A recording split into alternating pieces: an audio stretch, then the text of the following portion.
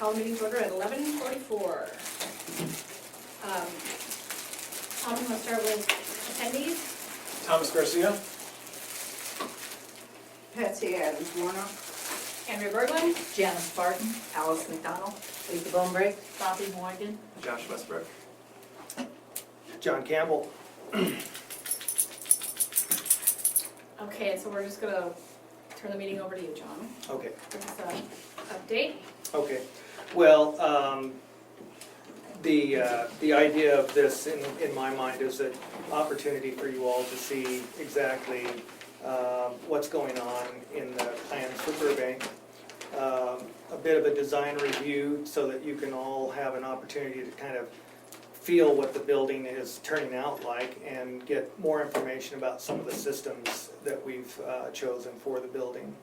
And that's why I've generated these three-dimensional drawings here on the board behind me so that I think all of us have difficulty trying to imagine what it looks like without that. You know, a two-dimensional drawing only does so much for you.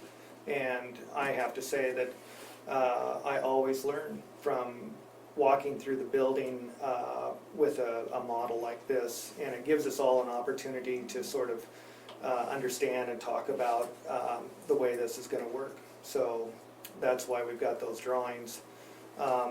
I'd like to walk you through some slides here that are essentially the same thing, but we can just sort of explore our way through as we go, and I'll just expand on some things as we go.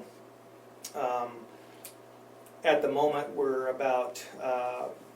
got about 2.5 or 3 weeks left on our construction document phase in order to get our bid documents out. So I'm anxious to keep moving on that, and we'll be working up the drawings here in the next few weeks quite a bit. I've got Bobby. But it's much easier to see with the lights out. I don't know if it's too dark for everyone though.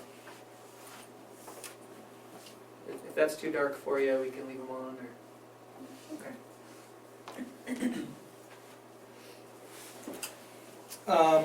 So the general overview right now on this is just kind of a mood drawing to give you a feel for where we've come on this. And what you may not be able to see is that there is an addition on the back here that, come on in. That's my husband, everyone. It's a little dark, You haven't met him before. Hi. He has a day off, so you can join. Over there, you can see better. I'm John. Nice to meet you, John. Nice to meet you. Did we meet at lunch at your house that time? Or? I don't remember. I don't know if you were there or I not. don't think I was there. Okay. So I was just describing that we've got the main building, which is what you guys have seen before. We're adding a entry portico out here, and we're adding some building back here, which has a patio coming out off the back. So that's sort of the general idea, and we'll talk about that again in a minute. One of the things that we have added to the project recently is a drive-through where people can be dropped off right at the front door. And there will be a book drop box for after hours or just for convenience. Maybe I'll try this. Just to make it a little more convenient for people when they're in a hurry and driving through, they can just drop off their books. We're also adding out here more parking. The size of the building has increased by about 2,100 square feet. And so in order to satisfy the requirements, we had to add some parking out here, which, as you know now, this island sort of comes around and stops right there. There's a, sort of a driveway to nowhere. There are some trees right in this location that will be removed or will need to be removed due to the driveway. We have a thought that we might be able to relocate those. And I would suggest that we put them out on the south side of the building so that there would be a little more shade, a little more context for the building, but primarily the building really could use some shade on the south side during the summer months, and they would be deciduous trees, so they would defoliate during the winter and give some extra daylight to the building inside. Just gonna move that.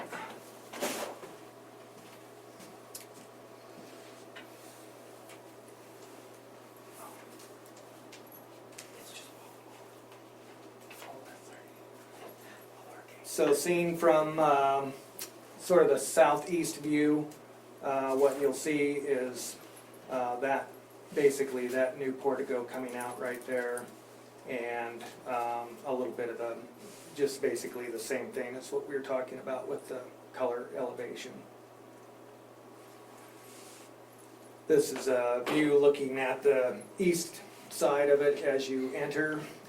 Right now, there is a kind of an open understory here where the door comes in and goes into the vestibule right there.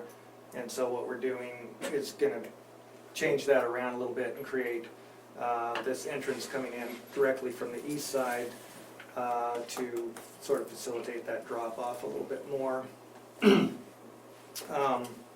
Excuse me, John, what Yeah. happens to the roofing and the siding? Okay, the roofing is all that metal right now, and it, in order to sort of get around to a picture that helps. Well, we've got, this is on the southwest corner looking back toward the road over here and that patio. And we've got all this addition that's going in on the roof up above, and in order to blend that roof in with the existing roof, the best thing to do would be to take that metal off, because we'll never match that color specifically. And it'll always look like it's been kind of patched together. And so what I'm suggesting is we take that off and replace it with a asphalt shingle system that is perhaps, well, would be a lot softer in color, and that's what was actually proposed for the building originally. At least that's what is on the drawings, and at some point a decision was made to go with a metal roof. And that metal roof is a pretty light gauge metal, and you can see that there's been a lot of sort of distortion from the oil can effect from thermal expansion and contraction, and it looks rough to me. So I'm suggesting that we take that roof off. We can save that material if we want to use it somewhere else, but that's the idea right now. We can replace it with a, you know, a 40 or 50 year warranted shingle roof. And again, the idea would be to sort of bring the building down and make it sort of fit with the landscape, and so I think the color change is a nice thing too.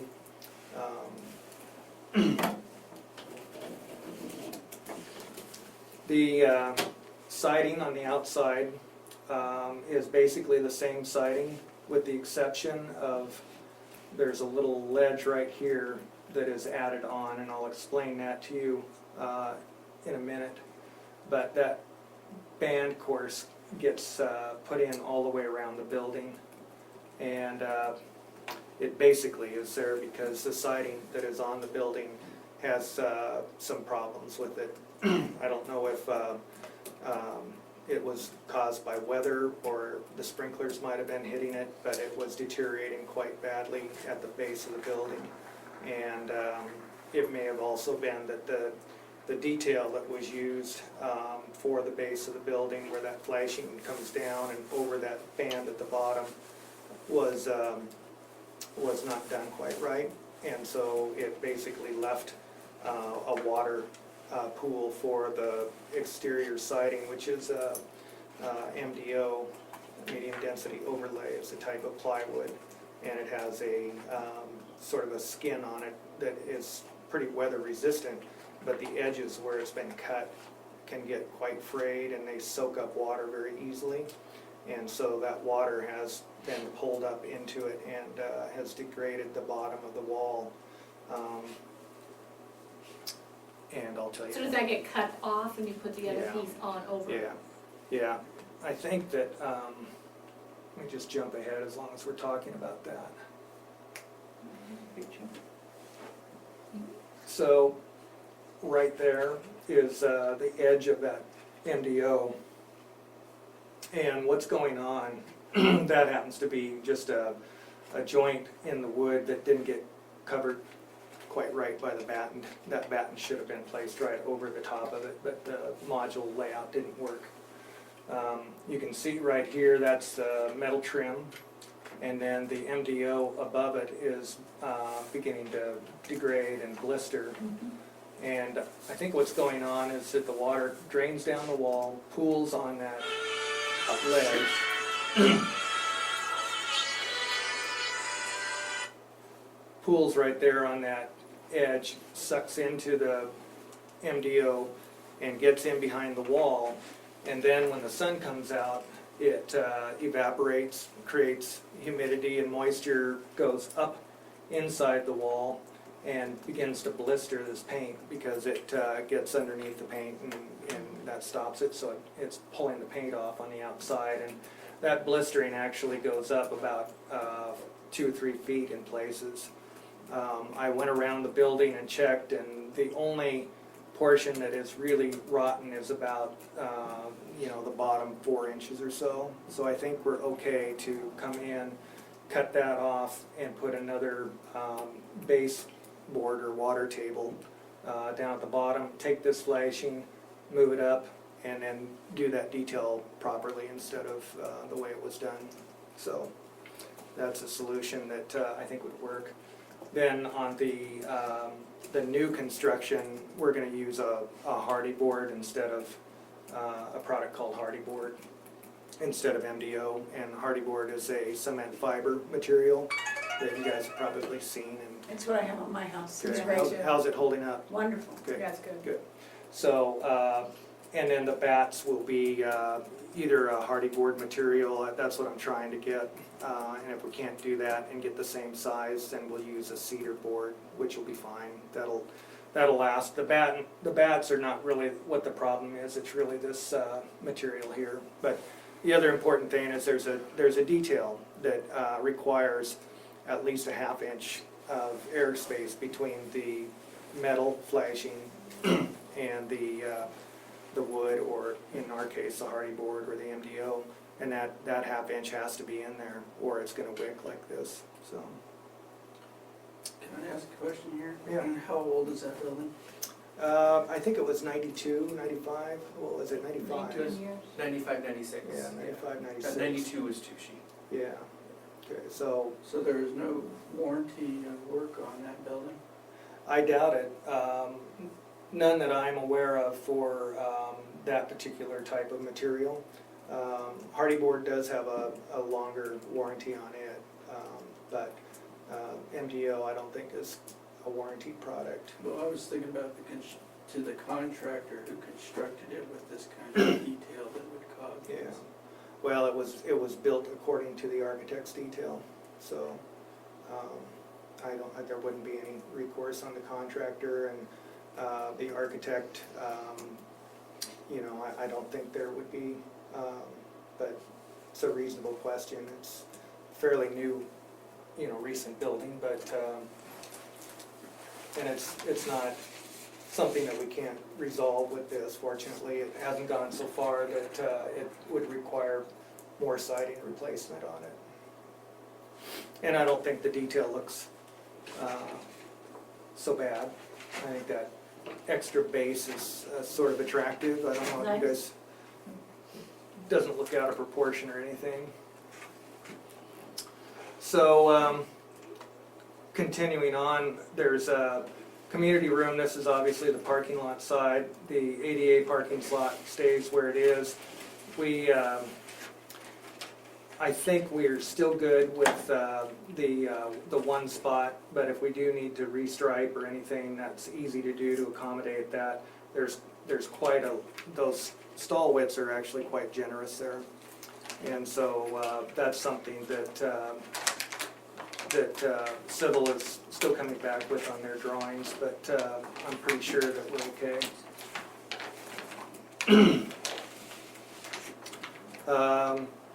Another view, this is of the community room down behind with the entrance to the community room on the outside.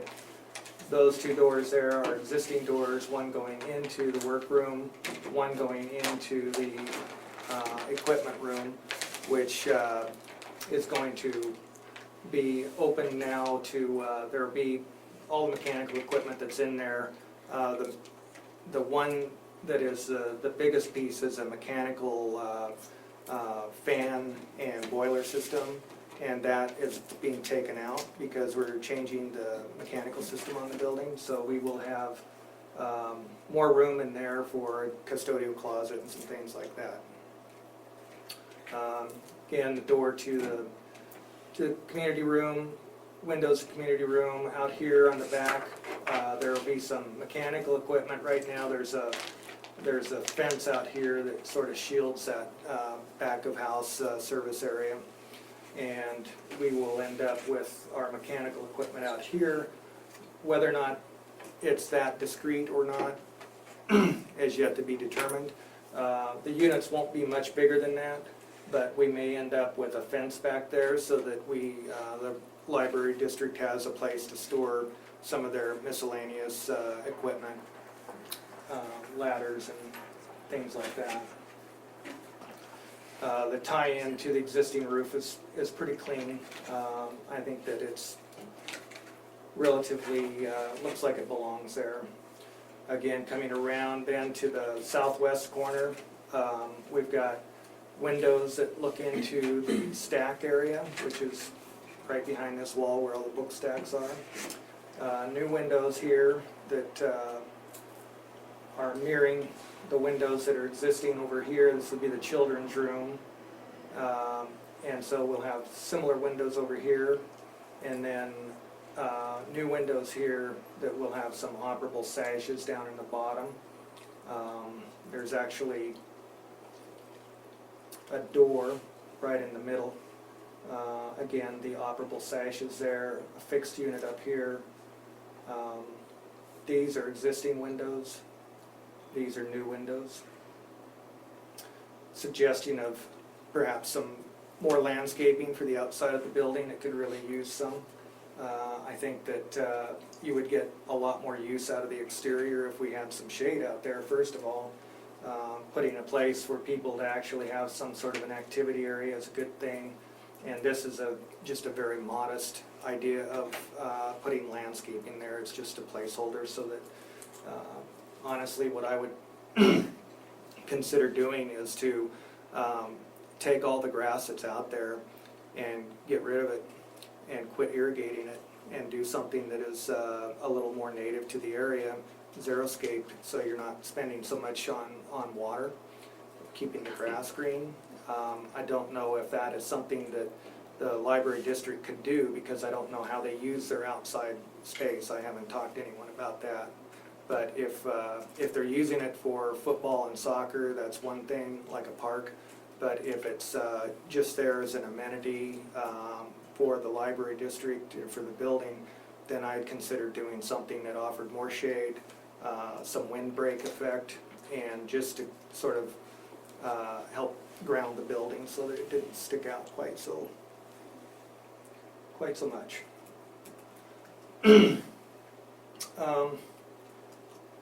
Just a discussion about how the front entry works right now. You guys recognize this image. That door and that window are essentially staying as they are, and we will put a wall in here that creates the Friends book collection space. These two windows come out, and we will put a door in right there, and then that little portico comes out off of that and extends out, so it'll come out, you know, to approximately this area right here. these 3 trees will get relocated. The pavement and the concrete curb will get cut and lead in with the driveway right there. I'm seeing that as a one-way driveway. That's the way we're anticipating it would be operated.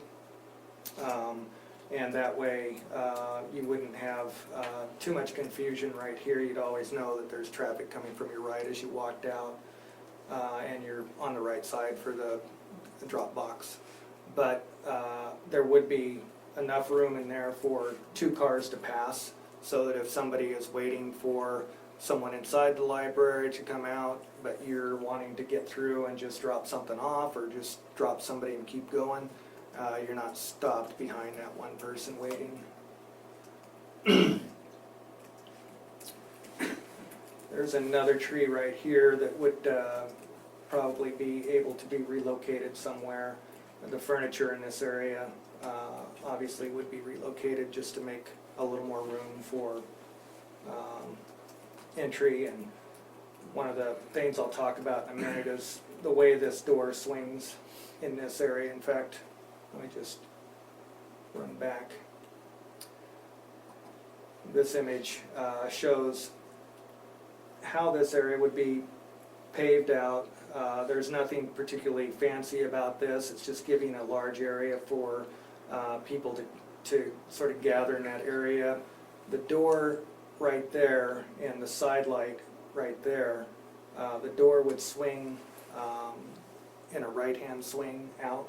So it would swing back against that pot.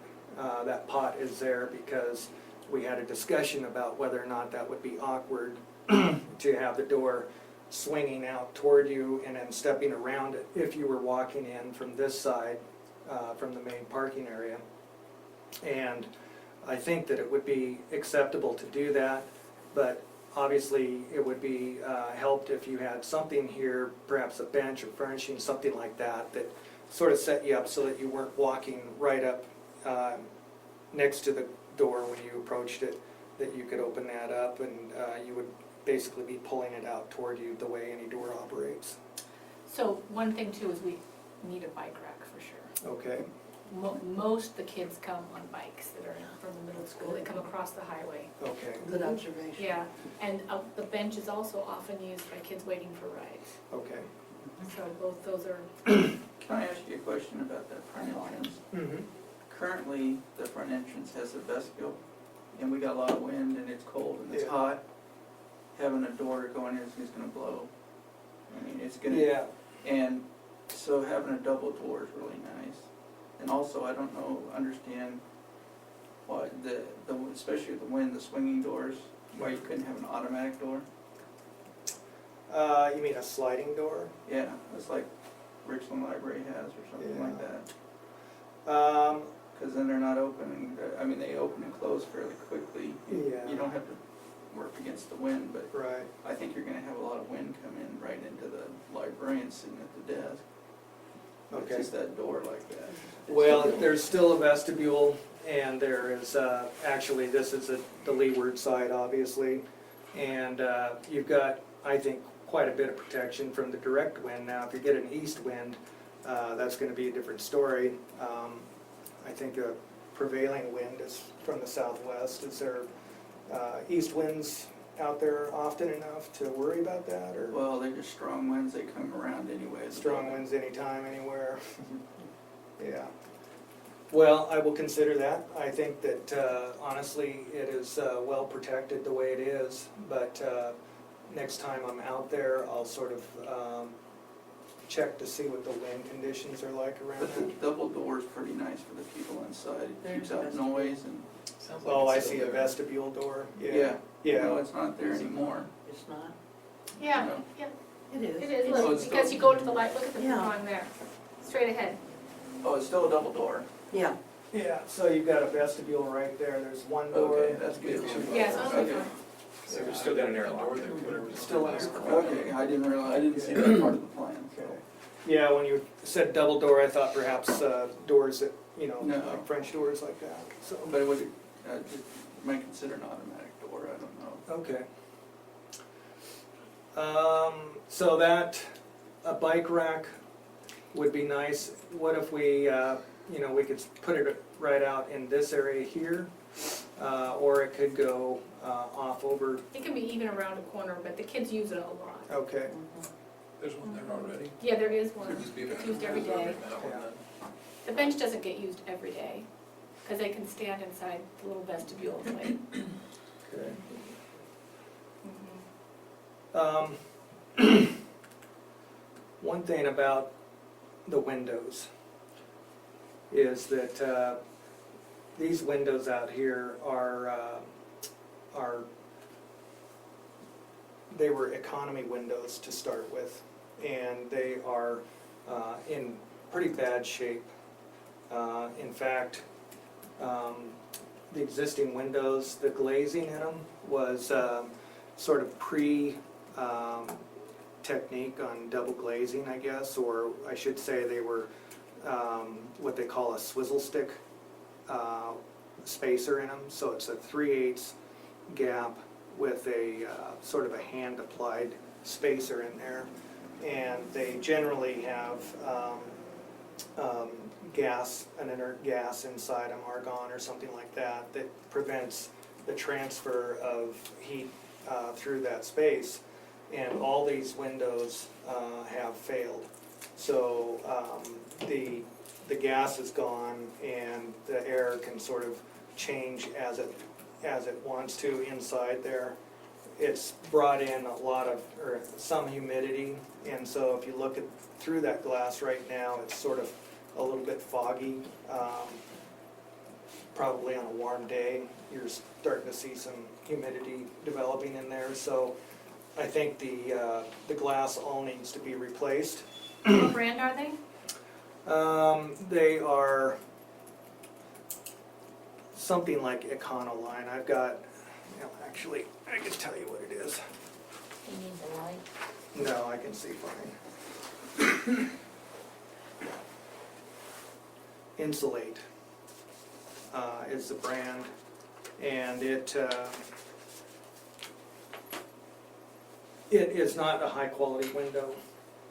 That metal on the outside is a fairly kind of flexible and not real sturdy, but one proposal that I would make, we've got to review this for pricing, but one of the things that we can do is we can replace the glass, just reglaze it, and that little bead right there pops off, and we can put in new glass that would have the low E coatings and argon filled, and would probably more than anything you do would save on your power bills out there, because the windows are not only were they sort of a low-grade window that has failed, but there are some gaps around them that we've discovered that there's a 1/4-inch gap that was supposed to have been caulked, but it never did get any weather sealing, and so there's probably some air leakage around those windows, and that is causing, I think, I think your power bills are out there are quite high anyway,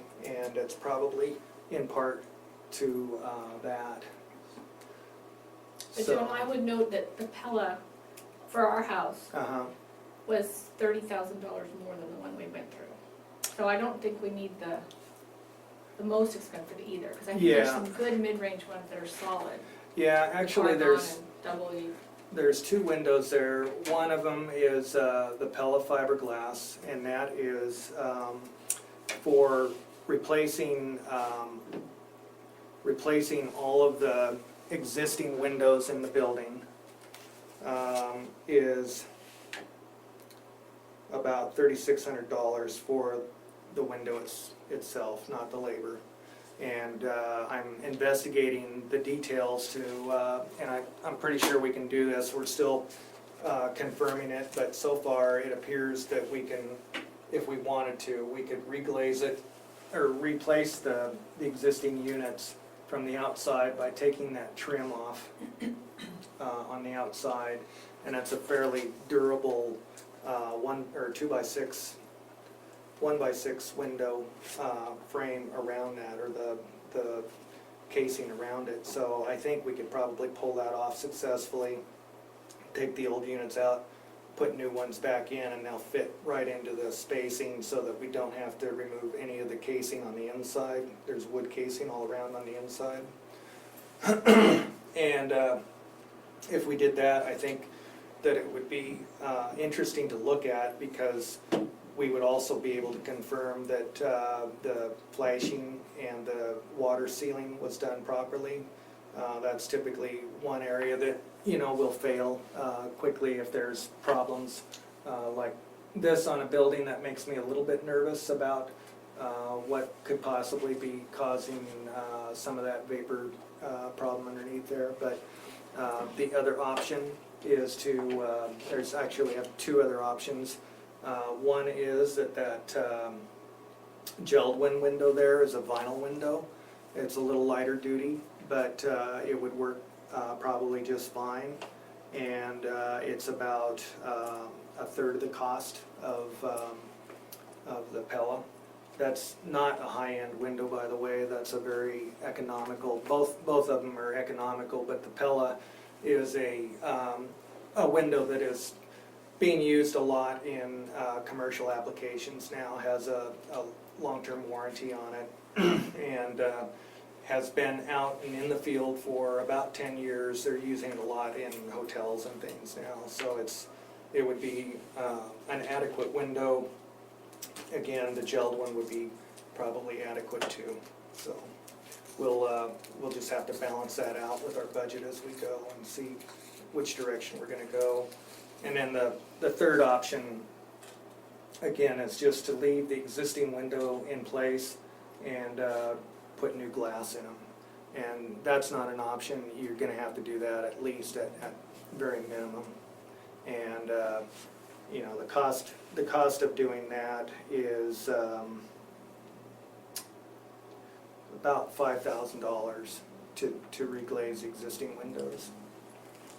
So that's labor included. But you'd save money in the long run with your Absolutely, energy heating, costs. which has Yeah. just been ridiculous Yeah. up there.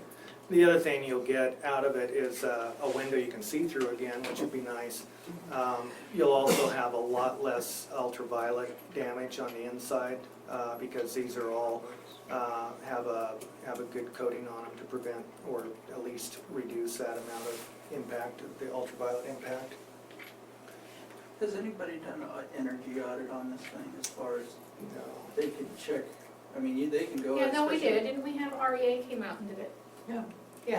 Yeah, we had an We got energy audit from But REA. did they do thermal imaging on the windows? I don't and know if stuff? they did that, but we got Yeah, a you can report. find out. That would be We got a interesting, report. wouldn't it? It Yeah. sounds like it doesn't matter, it sounds like these ones are shot. Yeah, but there could be other places that, Yeah. I mean, it would tell you where you're losing heat.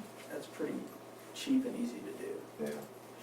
Yeah, yeah, that, you know, the other thing is to do a blower door test where they actually pressurize the building and go around, but I think that I can tell you what's gonna happen, it's gonna fail miserably. So I think we just maybe do that afterwards, after we're done, and see what we can find, and make efforts to seal it up, but right now, it wouldn't be worth it. One of the options that I did think about early on was to go over the top of, take all the bats off and go over the top of this with an inch of rigid insulation and then put new siding on the outside of the building like I'm doing on the new addition. And in fact, I didn't mention that on the new addition we are doing bat insulation in the walls, R21 plus an inch of rigid insulation over the sheathing and in between that and the siding. So we'll have a better system on the outside of the new addition at least. It'll be, what that rigid insulation does is it actually stops any thermal bridging that occurs where the studs are. And it's a minimal gesture, but it's worth it on this, and it's also very affordable, so. I think that is about it on this. Andrea, you were asking about the roofing. Are you Do you have any concerns about taking the metal No, roof I off? was curious. I do like metal roofs. I'm not real thrilled with the red, but Yeah, I was curious what you were gonna do with that. yeah. If you were gonna mix materials or mix metals or what you were gonna do. Well, imagine that you're looking at a shingle roof there, not wood, but asphalt.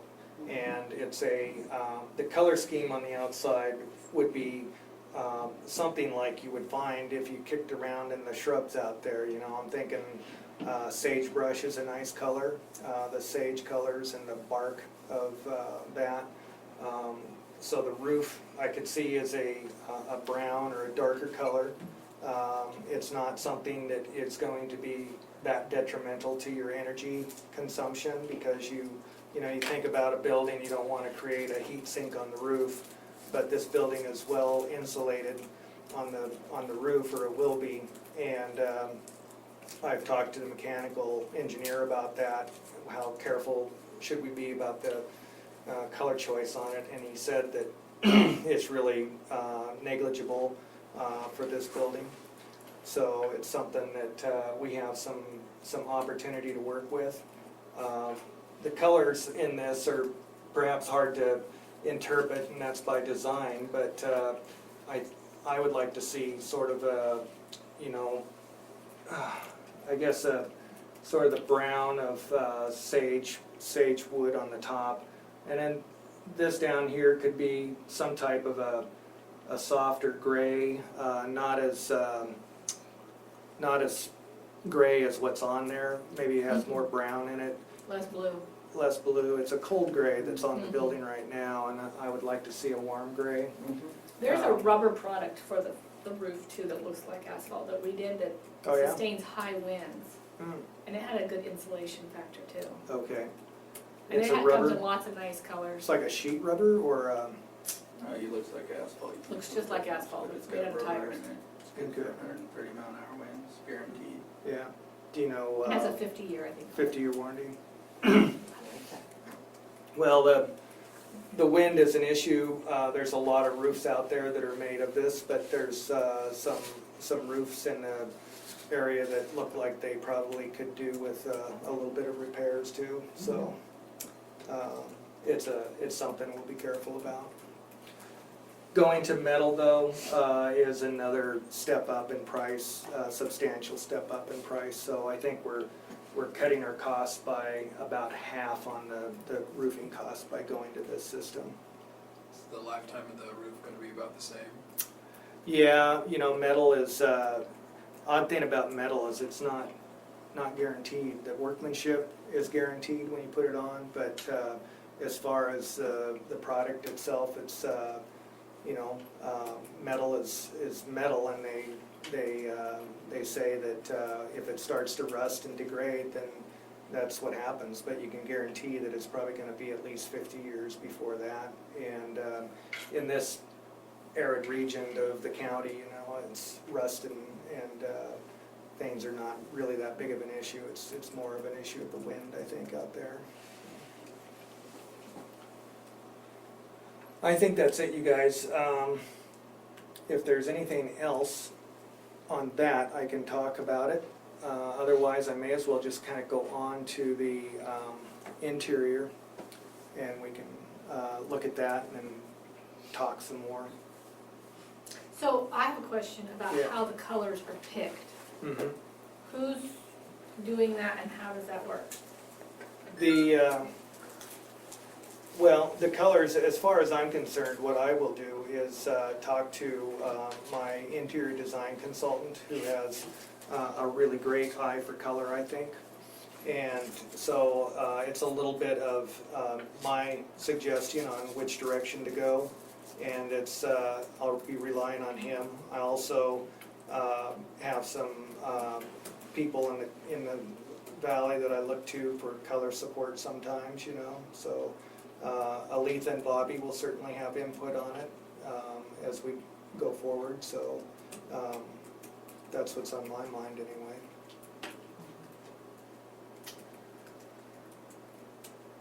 Does the board have anything to say about oversight If you just hate it, you tell them. On the colors? That's right, if you hate it. If you hate it, you tell them. We won't be I going, think the board crimson should and have gray. vinyl. Blue Alice, and how are green. you feeling about that? blue and gold. John's suggestions, I say, what's I out say there, if you know, it's, going with what's, I think if it's you not guys, pretty, you the say environment so. that's If out it's there. all right, you but yeah, we probably should have fun. let the experts decide. But will they, Well, what I'm asking I for think is, they present options that Yep. is that, coordinate, that's what I'm asking. but Are you then bringing we it to us should. first, or does it just, how's that working? Do they You need know, what I've got here are some options on color on the interior, and I could certainly do the same thing on the exterior. In the end, I think that I would like to have authority from you guys to let the experts do it. Because if you absolutely hate it, that's one thing, but if it's half of you want blue and the other half want red, it's gonna be very difficult for me to balance that with all of you guys. So I have to be a little bit careful in that area, but I'm happy to put some different color options, some different palettes in front of us, and we can talk about them. Yeah, typically that's what you would see is the options that you're recommending based on your experience and the feel and design that we want to have in the building. Yeah, just don't give us red and blue. You know, if you give us ones, two or three That that you you would recommend. recommend, and then we can give our input. But the community outrage for an ugly building Yeah. ends up on our shoulders. Yes, I don't I think we're. understand. And if the building doesn't do what the community wanted, yeah, then we're the ones who take the heat for that. So I would like for us to see it before it goes for good, final. yeah. I don't need to micromanage every detail, but I think the No, it's overall understandable. feel and look, Yeah, we're gonna hear about it. well, when I look at the building now, I think that a WSU architect must have designed it, and I am a WSU architect, but I would never use those colors, so, I Yeah. think that, But color preferences change over time too. They do. We're trying they to really do, yeah. And move what, it into this century. and what you decide now, 20, 30 years from now, is not going to be. That's absolutely true. And if you ask 5 people, you get 5 different decisions. Yeah. But nonetheless, if you could narrow it down and then keep the board as the I will involved do in that, that. Okay, I will do that. appreciate it. Makes sense. Paint's cheap, so you can change color. Yeah, just don't get the 10 roof years. color wrong, we'll be fine with the paint color. Yeah, the windows, they're white now, and they're white in that illustration. I'm just assuming that we will probably end up keeping the windows that are in the main building and reglazing them. And so I've kept that as one of my sort of givens on the paint White trim. selection. Does Milgard do commercial? Yes, they do. Because they're vinyl, like the Jill Yeah, one, right? no, Milgard makes a good fiberglass window, and they make a good vinyl window. Their pricing is usually, Milgard's system that I've used in the past, and it's one that I actually analyzed for this. It didn't fit quite as cleanly as Pella, oh, okay. but honestly, I like, you know, I'm a little more fond of fiberglass than vinyl, because I think that with fiberglass, it's paintable first of all. It doesn't have to be paintable, so if you select a color for the exterior, then that will weather indefinitely. But if you do decide at a later date that, wow, you know, I don't really like that color anymore, and we want to change it, you can still paint it. Vinyl is absolute, it doesn't You can. take paint. On the inside, we can either keep the same color that you select, whatever the fiberglass is when it comes, or you can paint the inside, and that's a nice option in the future too. That's a nice option to have for the So, future. and then it also just has a little more substance to it. It just feels a little heavier, a little more durable. And when you're talking about a building like a library, it's a civic building, and I don't like it when I look at a building, a substantial building like this, and it has little windows in it that are more appropriate for residential application. And so I'm a little worried about the vinyl, but if you look at the building now, they're fairly narrow profile windows anyway. And so the change going to vinyl is probably not that substantial, and I could live with it. But in general, a civic building, I think, should have a high-quality window that looks like, you know, we're all proud of that building, so. Well, we've had such of a problem with the utilities there, Yeah, heat and light, you know, that's really important to fix, as long Yes. as we're in the process. yeah. Tell me about the lighting. Well, I Was mean, it just the energy cost? energy, just the Yes. energy cost. Okay, good. And John, you said it was 5,000 to reglaze the existing, Yeah, right? about- And then how much for the new ones, you said? For the new glass, now these are material costs only. Right. New They're not- windows or new glass? Okay, so let me tell you, let me say it this way. For new windows for the Pella is about $8,000. To replace the one, we're not talking about all the new ones, this is just the ones we're keeping and replacing. So for the new ones, for the new construction, let me say it this way, for the new construction, it'll cost about $8,000 for the Pella windows. Okay, And then to replace all of the existing windows that are in the building currently with Pella fiberglass windows, it's about $3,600. That does not include labor, so that's the window themselves. that's just for the Is windows. that the labor for washing them there, what window you put in? Yeah, in a way. I mean, the idea of replacing all of the existing glass, there's two ways to do that. One is to just go in and do just the glass itself, and the other is to replace the window unit. And so the labor on just replacing the glass is about $5,000. And that includes the glass and the labor. But if we were to go replace with new windows, just the material was about $3,600. So I've got to get a labor cost. Is what I don't have right now is the cost of the labor, and part of it is I was trying to determine the best way to reglaze or replace the units. Was it from the inside or the outside? And I know that now, so I can get those costs. If they go and replace the glass in those frames, what's our, how long are we gonna be able to go until we have these problems again? Those You ones know, don't last forever. It's a little hard to tell. I think that the frames are probably fairly durable that's there, but I can't say that they won't leak, I just don't know. I'm not familiar with that. Well, as opposed to replacing them, Yeah, I mean, is it better for us to get a factory-built unit and drop it in, or? yeah, it would be. It's just a matter of cost, and that we're still trying to determine exactly which way we can go with that.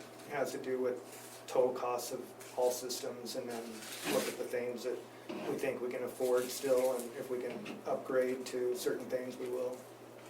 Well, if it's a factory-built thing, it makes sense that it would be less expensive for the labor cost if you're just gonna put it in. Yeah, I may have led you astray. The windows that are in there now were factory built, but it was the early days of thermal glazing, I think, and the way it was described to me. So it was not a very sophisticated or foolproof system, and they have failed.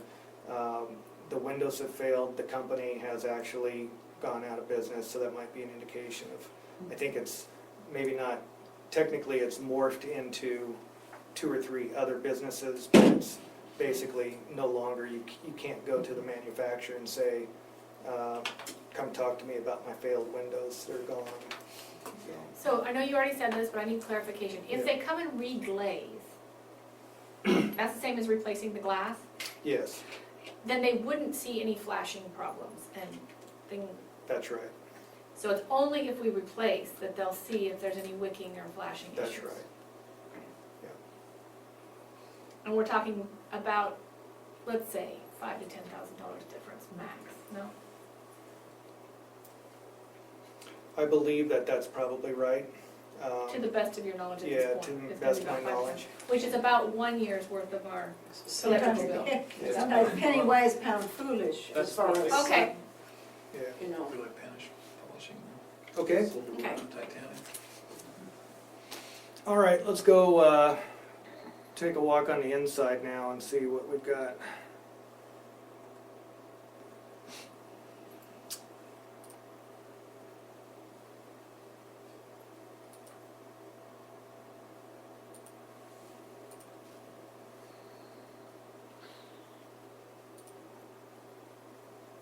Oh, the shoe dimensions.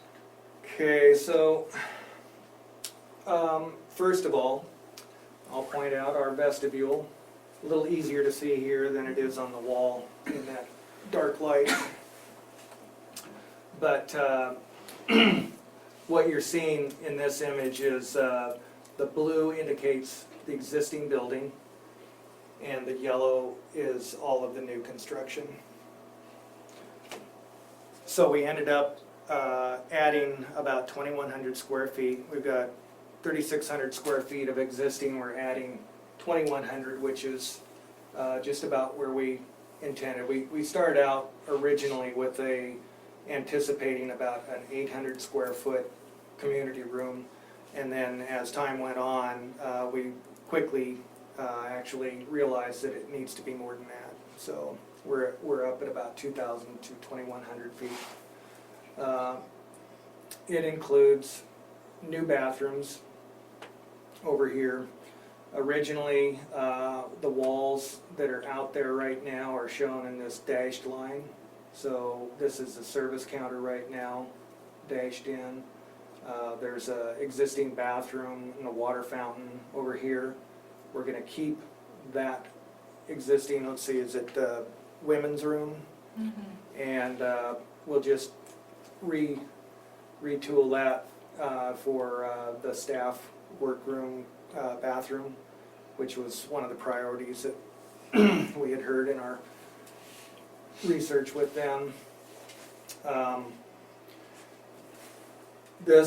Basically this area is fairly uninterrupted, with the exception that we needed to do some things to maintain, first of all, maintain a circulation area here, a desk, service desk, but we were trying to squeeze as much room in here to get a break area.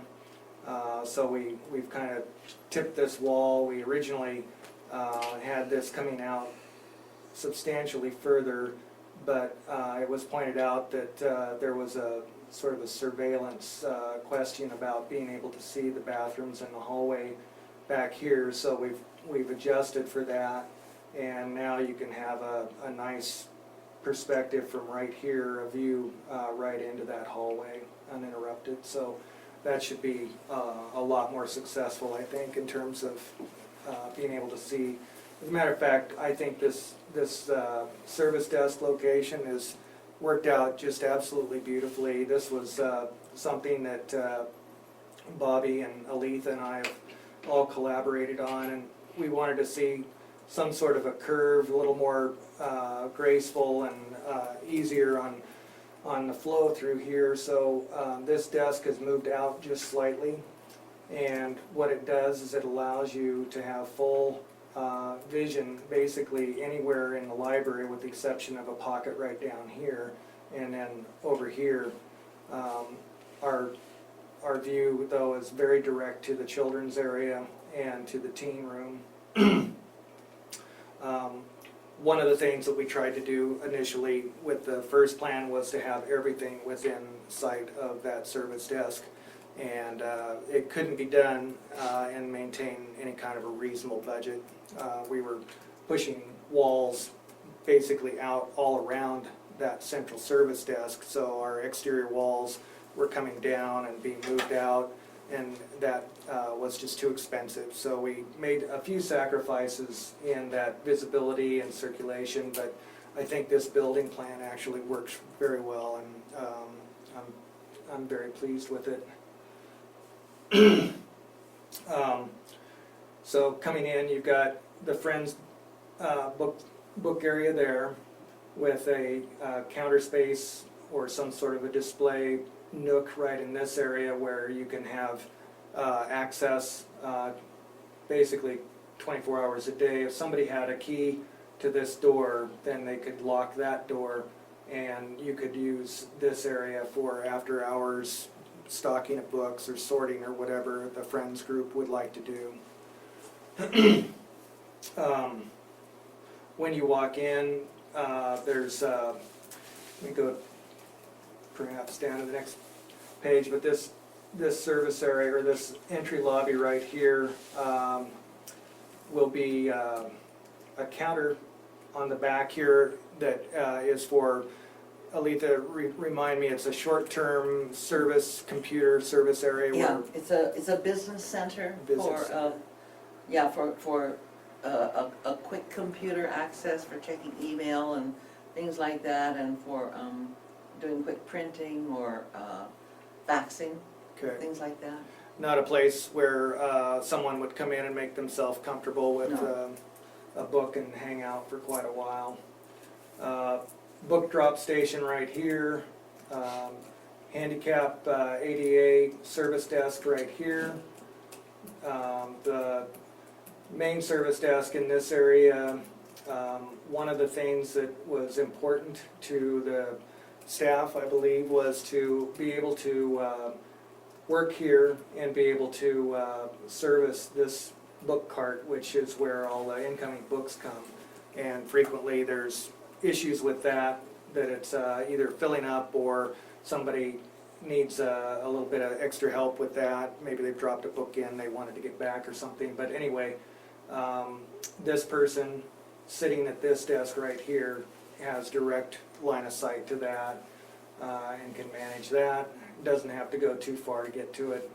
And then there's a direct line of sight back into the workroom here, so that if there's a lot of backed up patrons here waiting, someone else can come from out here and step forward, help out.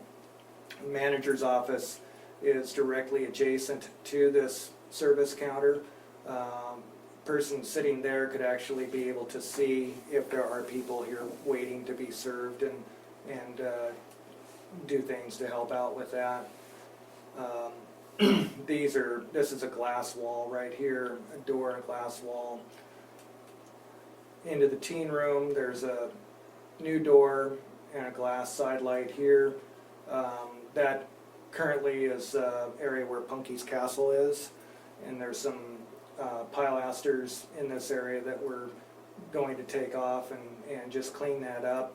Keep the existing windows in here so that you have good clear surveillance from service desk out into that teen area. Children's area is fairly straightforward. Copy center, it's not shown on this plan, but let me go to this plan. So the copy center is back here. There's a discussion going on about how we can set that up that would be convenient for multiple users, or being able to store paper there and some supplies, and then also maintain some area along here on this wall for some computer workstations, or that's a discussion that you guys would probably be better to discuss, because the furniture, the type of furniture and the exact arrangement is something that Aletha and Bobby and Josh have been working on in order to make sure that we have data ports in the right locations and things like that. So Makerspace and the study down here both have glass side lights with a door side light direct into the stacks. These colors on the floor are representing just broadly the idea of some different textures. Coming in the lobby, there's a sample here of some tile, and that would be a hard surface, be easy to keep clean. We'd have a walk-off mat for picking up water and dirt. Then this surface here may be carpet, or it may be a tile. We're still in discussions about that. The workroom back here is some type of a resilient floor covering, like marmoleum product. There's some samples here of that. The blue areas are all indicating just concrete, and the concrete would be a colored concrete that would look very nice and feel like a finished floor, but it's a very sustainable thing because you're not spending fossil fuels on creating a carpet or anything like that. It's an economical gesture because you're not basically paying for carpet or other finishes. And if you treat it right when you're pouring it, you can get a good durable finish on it. You can add color to it so that it looks very nice when it's done. I stopped and showed Bobby a floor out at Woodward Canyon Winery that I'd done, where we had done colored concrete, and it looks very nice in there. So that's an option in that area for some cost savings and for something that would be real durable. How's Same. it do with sounds? The sound, we've got an acoustic tile ceiling throughout. Sound is something that we need to be cognizant of. Out in this area, right now, the idea would be, it could be either tile or it could be a carpet. So one of the things that I would be a little bit concerned about would be just the acoustics in there, whether it be too lively or not. But the teen room, we assumed that concrete would be okay in there. It's certainly a durable finish, and I think that either Bobby or Aletha, you suggested perhaps having the teens decorate that floor in there. They could paint it as they would like to, and sort of let it be an area that they could mark as their own, sort of tag their space in a way. I've been to two brand new libraries quite recently, and I was not aware of concrete as a really high quality aesthetic building material, but I saw it in both of these libraries. One was just last Friday, brand new library at Concordia University in Portland, and it's gorgeous. Now, And I they- love concrete. I love Beautiful. concrete. But the Just- carpet bothers me, Does it? in that if you look at the carpet at Burbank, there's paint, there's jelly, there's food. I mean, they Yeah, spill a lot. yeah, And they use crafts and paint and food a lot. yeah. So I would tend to put rugs down that can be Okay. rolled up and thrown away, that in the children's area, maybe they want to sit on the floor and read. Yeah. But I don't know about putting carpet down, because you're gonna wanna replace it. Well, that's one of the discussions that we had. The trade-off is the acoustics and some of the comfort that you get. Yeah. Obviously in the children's area, it wouldn't be suitable to have a concrete floor without any throw rugs of any kind. It sounds cold and not very comfortable to me. But if you use throw rugs, then you can satisfy, you could have quite creative and some options, so you can change them out when you want to. You just have to, sort of be aware that those colors and those patterns will have an impact on the overall aesthetic of the building. So there will be, some opportunity for people to have discussions about what color the carpet should be in the future. So that may or may not be an issue, so. Well, they're gonna have to decide the colors of the carpet in the future anyway, because what if you get jelly and paint on them? You'll be replacing. Yeah. The other option on carpet is you can either go to a rolled good, or you can do carpet tiles. And there's a couple of samples back in the back there of carpet tile, but we've been concerned about the idea of carpet tile. Apparently that it can get dirt in the cracks, so it begins to show dirt. And the plus on that is if somebody drops a jelly sandwich, you can pull that tile up and replace it. I would probably, if I'm doing carpet, Hmm. do Smart Strand commercial, because it's made out of pop bottles and cannot stain. We've spilled red dye and we've spilled red paint and it all comes out. Mm. So tell me again what it It's is. called Smart Strand by DuPont, Okay, and they have a commercial, the flat commercial that just came out. They used to only have, like Frise and those, but they do have, Smart Strand does have commercial now. And it's supposed to be very soft. It's very, very, they even have one called Silk, it's incredible, super soft, Huh. and nothing, absolutely nothing can stain it. Chocolate, we've done everything to it. Cool. Out of orange red dye, and it comes this is right in your out, house? in our basement. You The let kid this go land. on? Oh, in the basement, okay. Yeah, the kids, kid land, it all comes out. I think it's a good example of cement floors is Starbucks.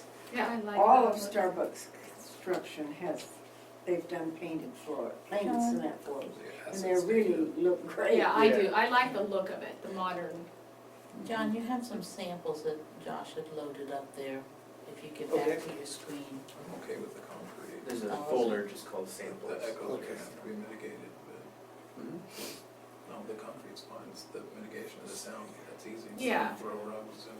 Well, and you can look at the throw rugs, and you know, when you're talking about just paint's easy to change, so are throw rugs. Yeah, IKEA, I mean, there's some really As nice long as looking we're ones, relying on even a cowhide looking outside thing. contractors to come in and do our cleaning That's- once a week, we're gonna end up with stains. That's the concrete. Oh, no, that's vinyl. That's the, No, That's stained concrete That's apparently. stained Oh, concrete. that's the stain, okay. Yeah.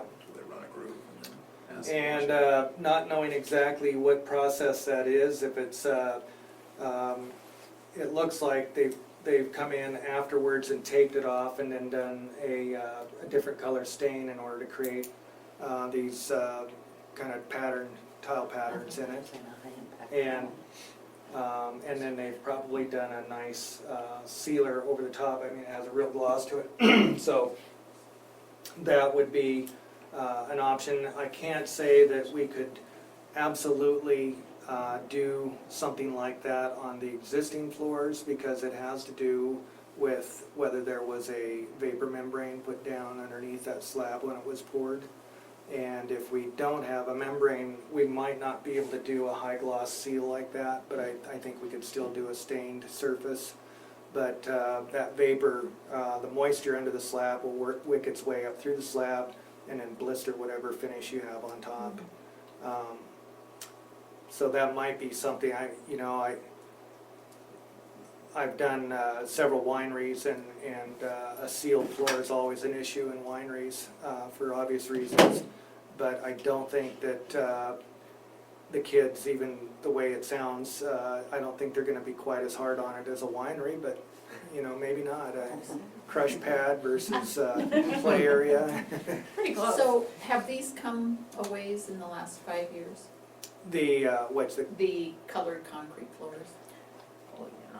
There's another sample. What do you mean, come a long way? I meant Different colors their that it's quality applied. and. Oh, you don't like it look. when they rub off?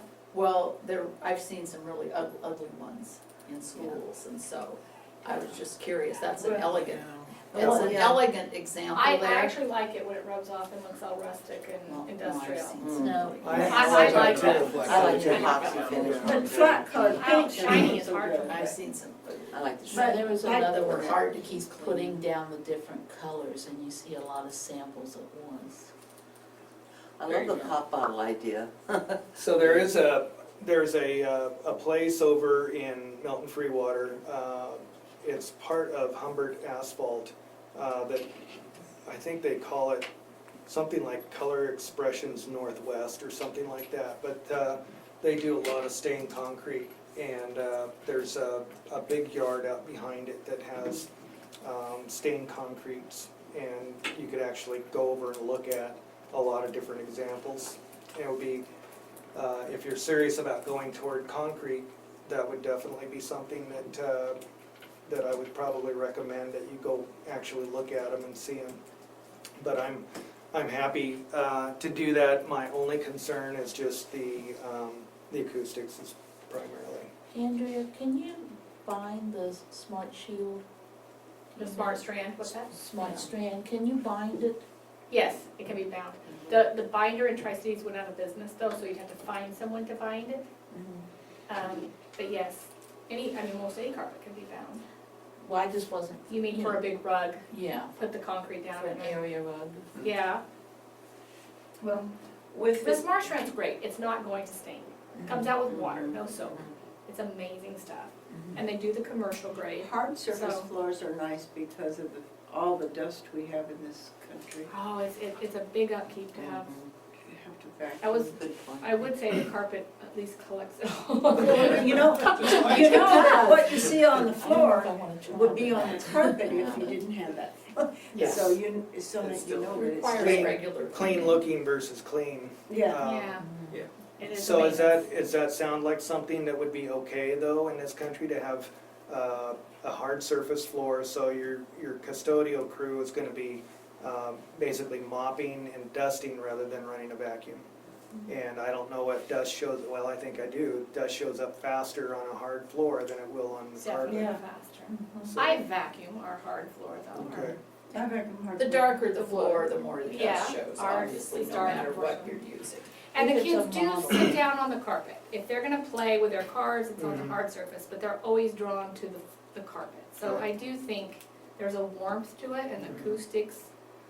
So, Yeah. I mean, the mixture is not a bad idea. And then all the dirt will just kind of float during the day over to the carpet and be Dust, gone. dust bunny collection.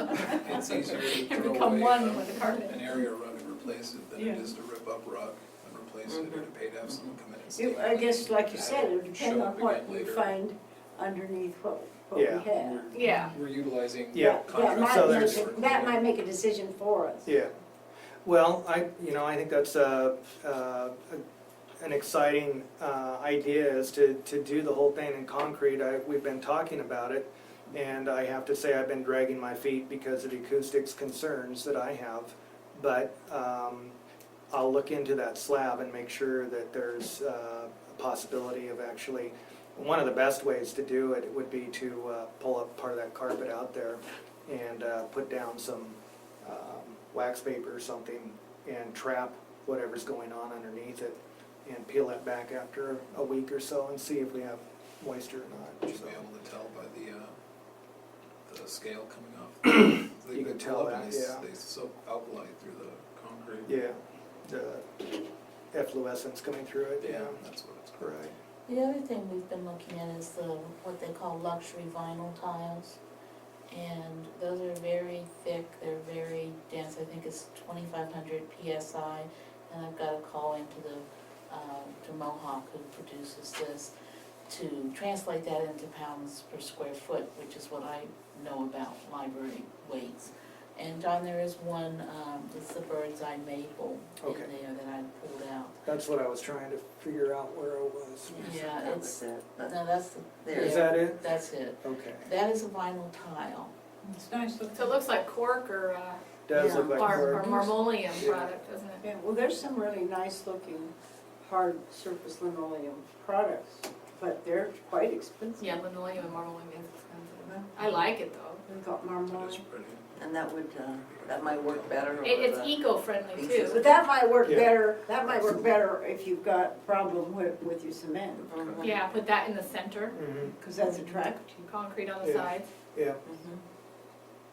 well, if I we're don't gonna, love patterns though, because of all the books and all the people and all the things going along. I have a hard time with yeah, Really, Mhm. Well, too much happening. those are individual Simple's good. tiles. Oh, Yeah. okay. So you can get all light, all dark, you can have, one in the middle, one as a border, however you want it. Bird's eye maple, you said that's the name of it? That's on the Mohawk site. Yeah, it used to be vinyl was not as good as marmoleum, but I think they're coming a long ways in their durability. Okay. anything else here, Bobby? There was just the one carpet, which was a woven carpet, woven loop carpet, high density. Again, it's Mohawk. He's on a conference right now, and so he has to get back with prices. And he'll get back with John on that. Good. So the conversation about hard surface versus carpeting colors, everything, you know, I've got a collection of different items here that were part of the early conversation. I think we're moving beyond that now, but there are items here that are representative of something like this or something like that at this point. It'll give us color sense too, I think. Yeah. Well, it's 1 o'clock, maybe we should look at that and order lunch, and then we can move on to the next steps. How's that sound? Good. Yeah?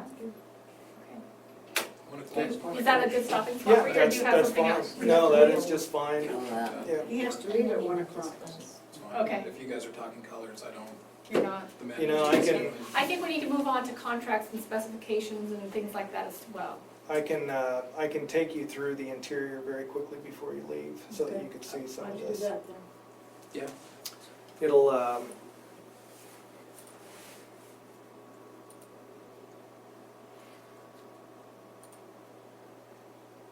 so the images that are on the wall are the same thing as these. The difference is that you might be able to see a little more depth in these just because there's different colors.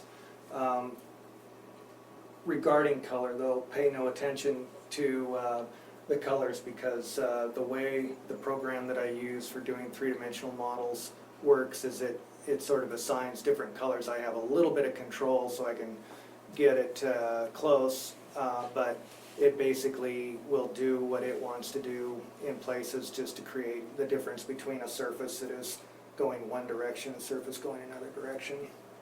So as you're walking in, you're seeing the front entrance here with the this business center off to your right, book drop, ADA service desk, standard desk, and stacks in the distance beyond, children's library area there.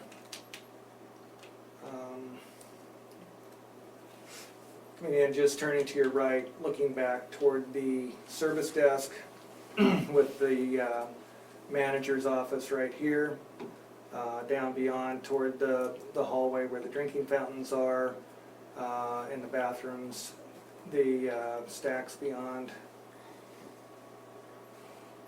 This idea of the service desk and this entry, we've got some tile surface or a hard surface here, so if we do concrete throughout, this was, in this scheme, was carpet and tile.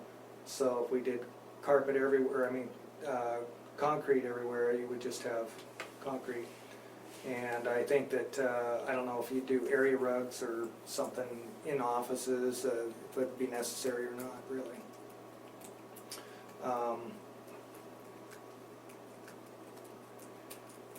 That is a view looking down toward the stacks area, manager's office here. This is essentially sitting in the desk at that service counter. And there's some workstations right here, but you can get a good view of that angle right down toward the bathroom. For the men's bathroom, it's just right behind this wall. Drinking fountain and then the women's bathroom door is clearly visible right there. So we've got seating areas and work tables that are just put in just to give you guys a little sense of scale. I teased Bobby and Letha earlier that I can give you the building, but I'm gonna have to leave the books up to you guys. So I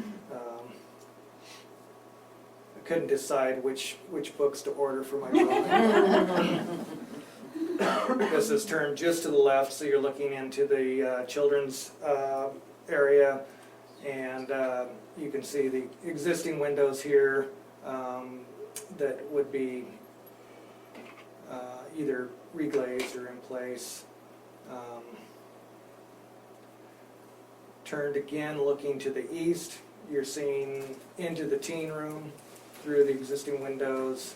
A new door and window here. This is basically where Punky's Castle is right now. What you're seeing, entryway beyond with that double-doored vestibule, pretty clear, so you can see right through. You could actually see cars driving up out in the drive-through, an area where, you know, perhaps if there was someone with disabilities that was trying to unload out there, a person could actually go out and help them, or You know, maybe there's, you could just prepare yourself if a truckload of kids gets dropped off out there, you can sort of brace yourself for them as you're coming in.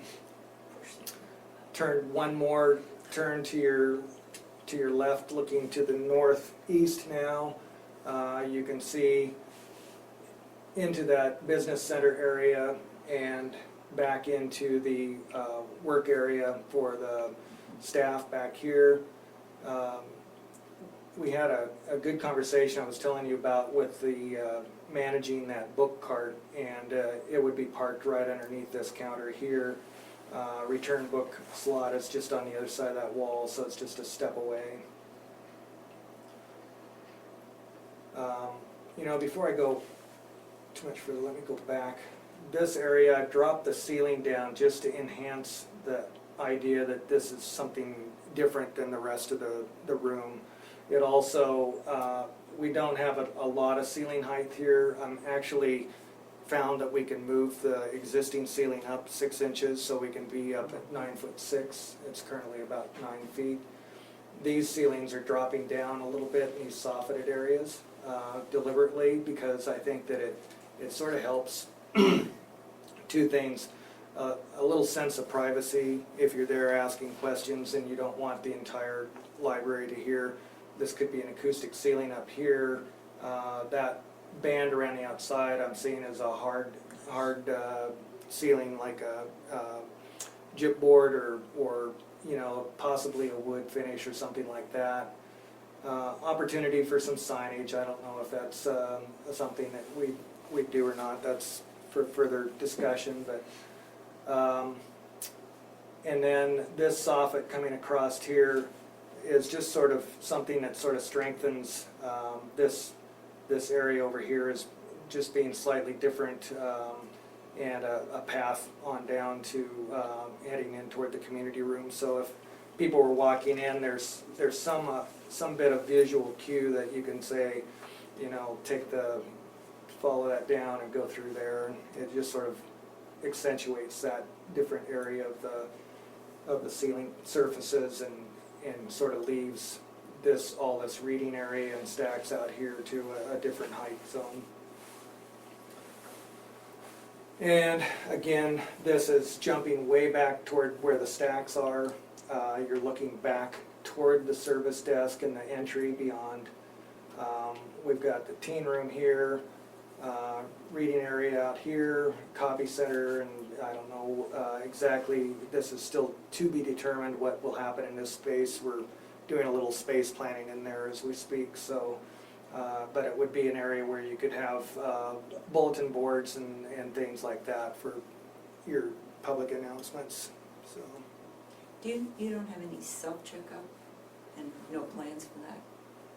Not yet, we don't, We don't have it yet, but we had talked about on the flip side of the circ desk, as you come in, there would be an opportunity to do something facing out.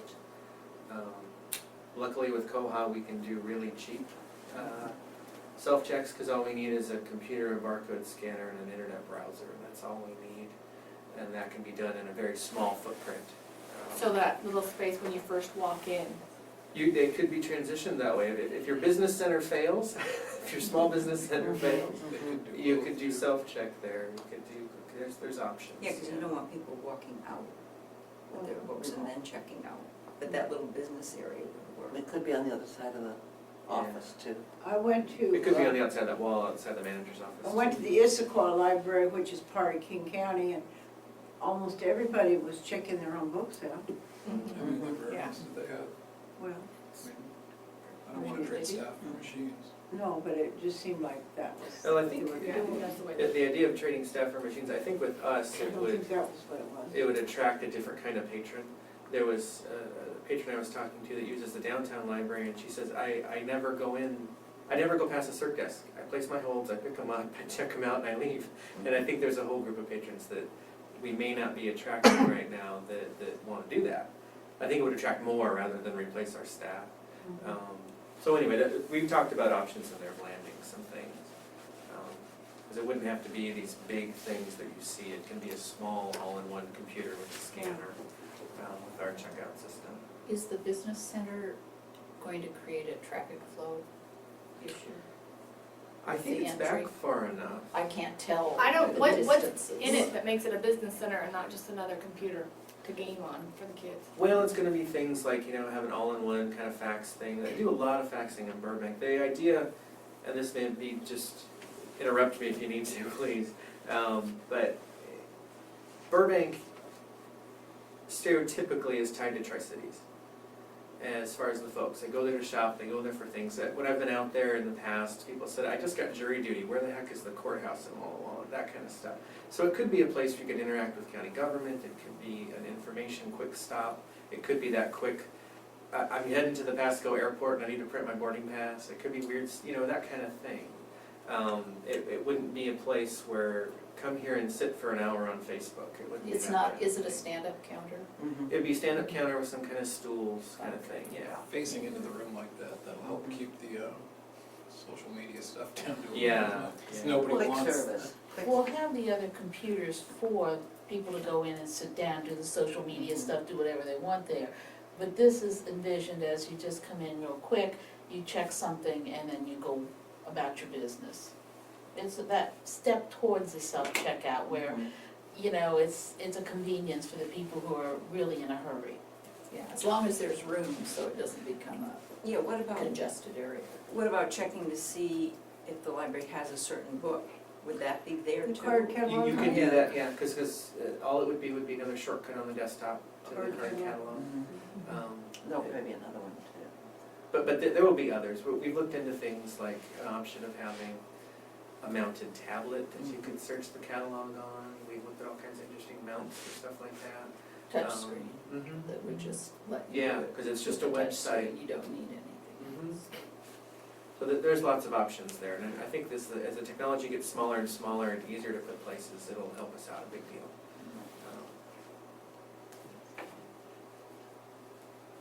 Okay, Okay, Tom, that was a quick race through the interior, so thank you.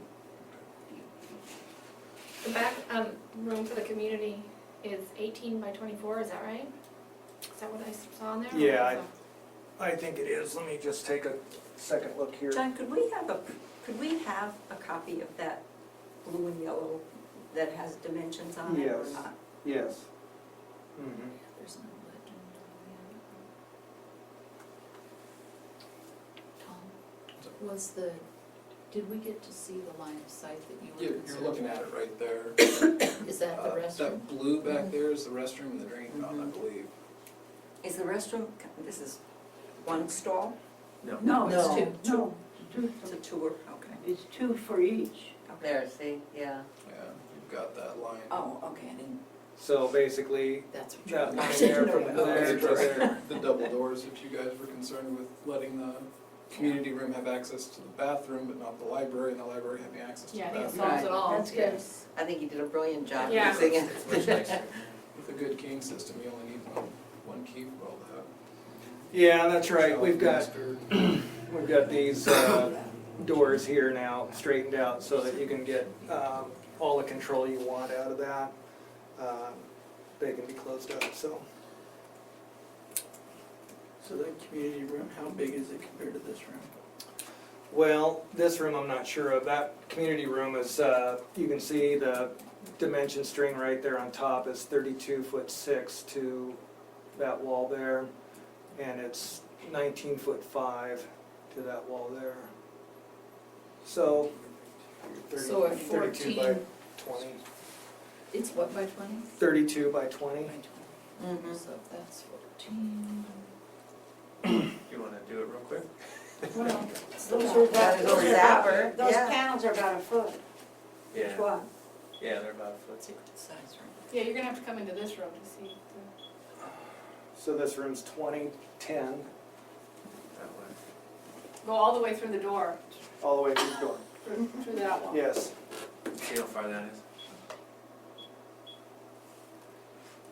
39, so. I think sure. Yeah. So it's close to this. Yeah.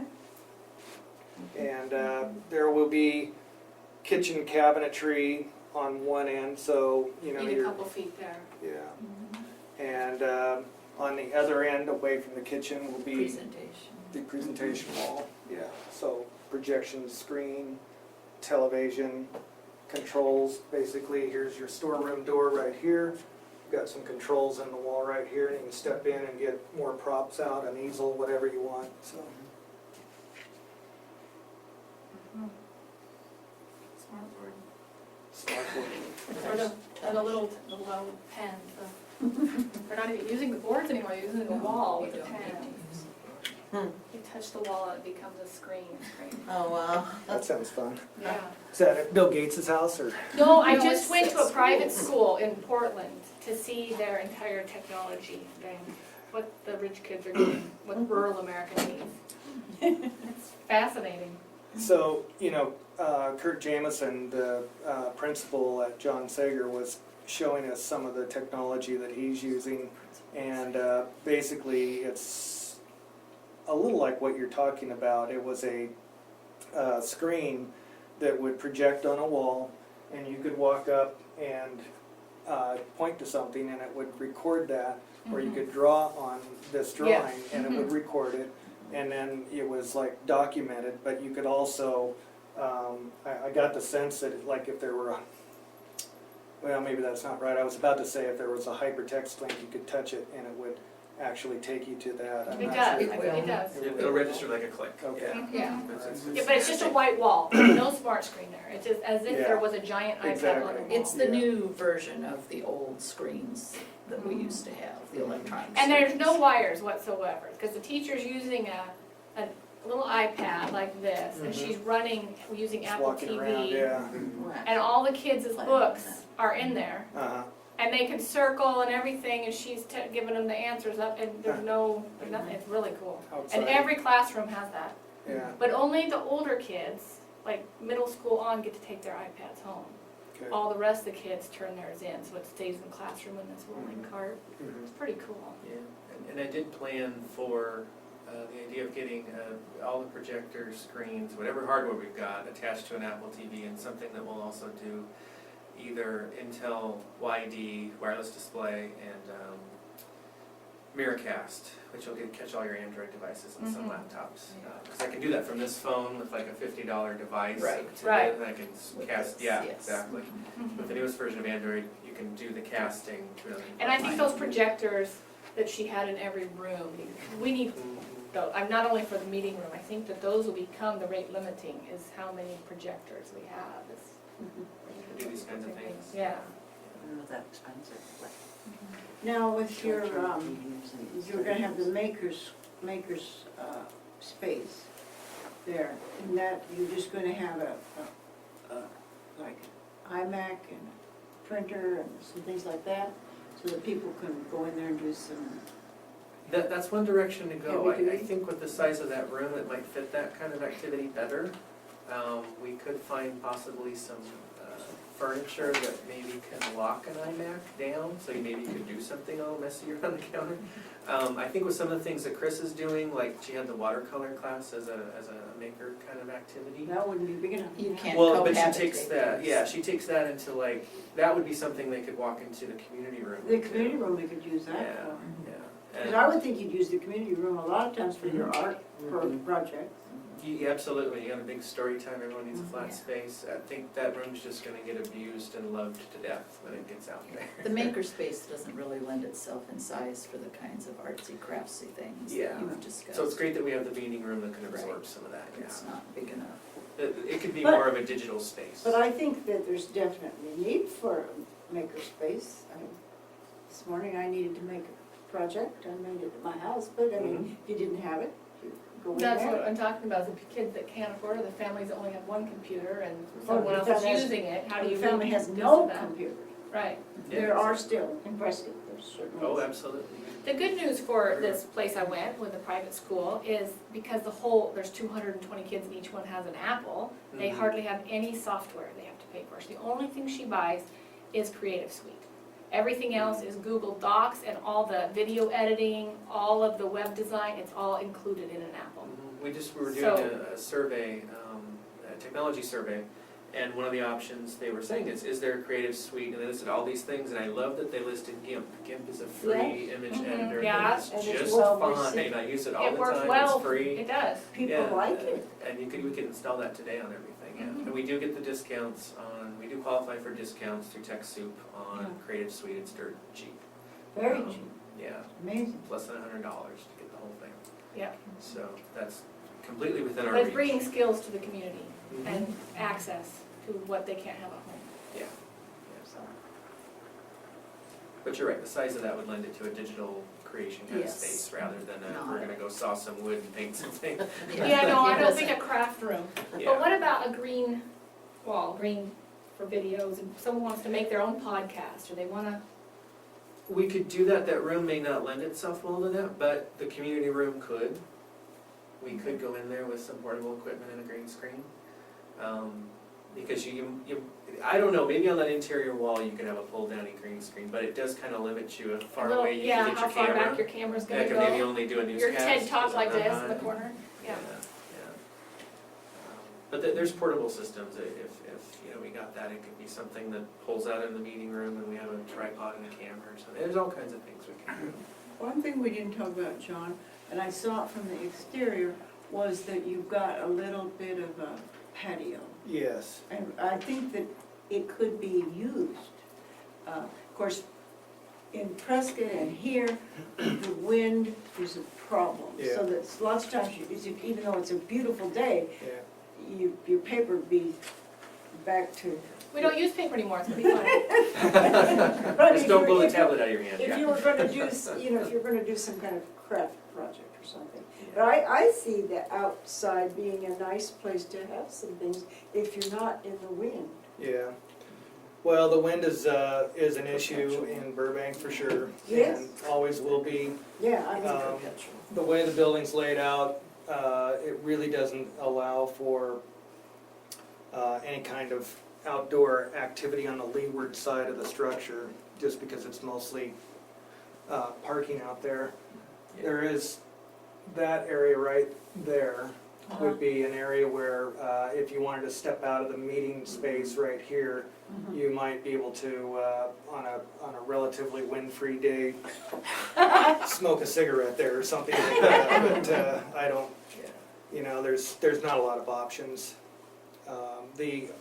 The idea of using that outside space and having a nice umbrella table and things like that is an ambitious idea, but again, that's what I say, the windscreen could be developed out of some landscaping. Maybe there's something more opaque, that a fence or something like that that could go up that might help that.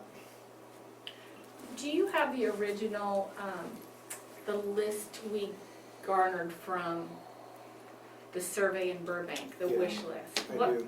Do you know what those top, it was furniture? mine was Study space. coffee. Study Study space, space. yeah, community room, kitchen. Yeah. they wanted a community room. Do you have that document though? So we Yeah. can look at, because I think we ought to compare what we I actually share have it on versus- here, if you want to see it. Yeah, I think we today. should look, cross-compare.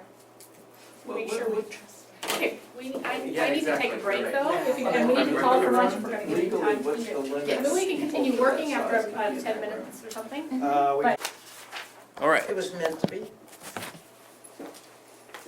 Okay. Okay, so, based on our budget, this is a light system that, I shouldn't have started that with based on our budget, because that's not really the way I want you to look at this.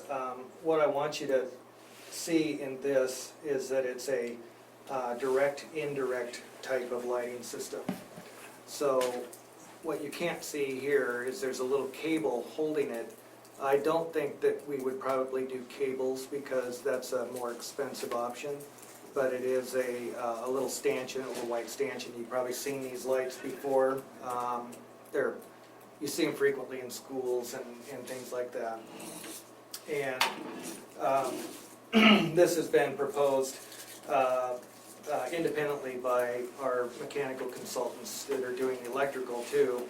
But I like this system because it's not quite as glaring of a contrast between high light level and no light level here, or dark light level. So the ceiling takes on this sort of patchwork feeling to it.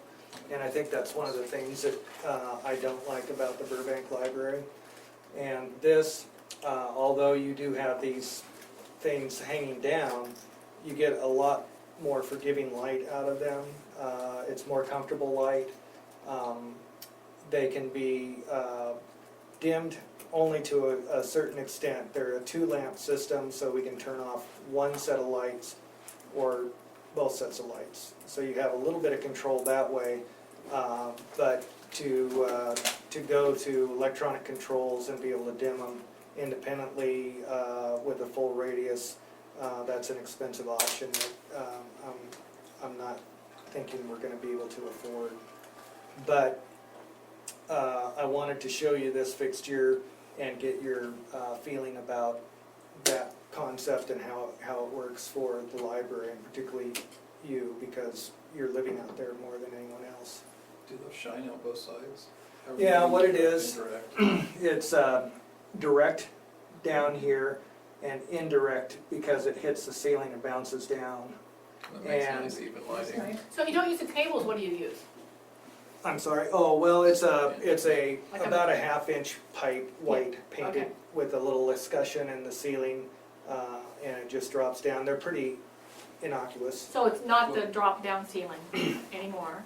What kind of bulbs? So you Well- say you're gonna go up 6 inches. so you're Yeah, gonna- it's an Okay. acoustic tile ceiling like this, not exactly like this. I hope that it'll be nicer. I haven't selected the tile I yet. have a bird. What's out there, you've got an acoustic tile out there right now. It's a 2x2 square. These are 2x4, and technically they're a 2x4 tile, but they have an extra stripe in the middle of them that makes them look like squares instead of rectangles. And it'll be something very similar to that. Now, it might make sense to make it exactly like this, and we'll have them stack and take care of these tiles when we take them down, and we can save some money perhaps when we go back up, because we can use the tiles again. But I'd like to know how much it costs to do new tiles. One thing's a given is that the ceiling has to come down because they are putting up a whole new mechanical system out there.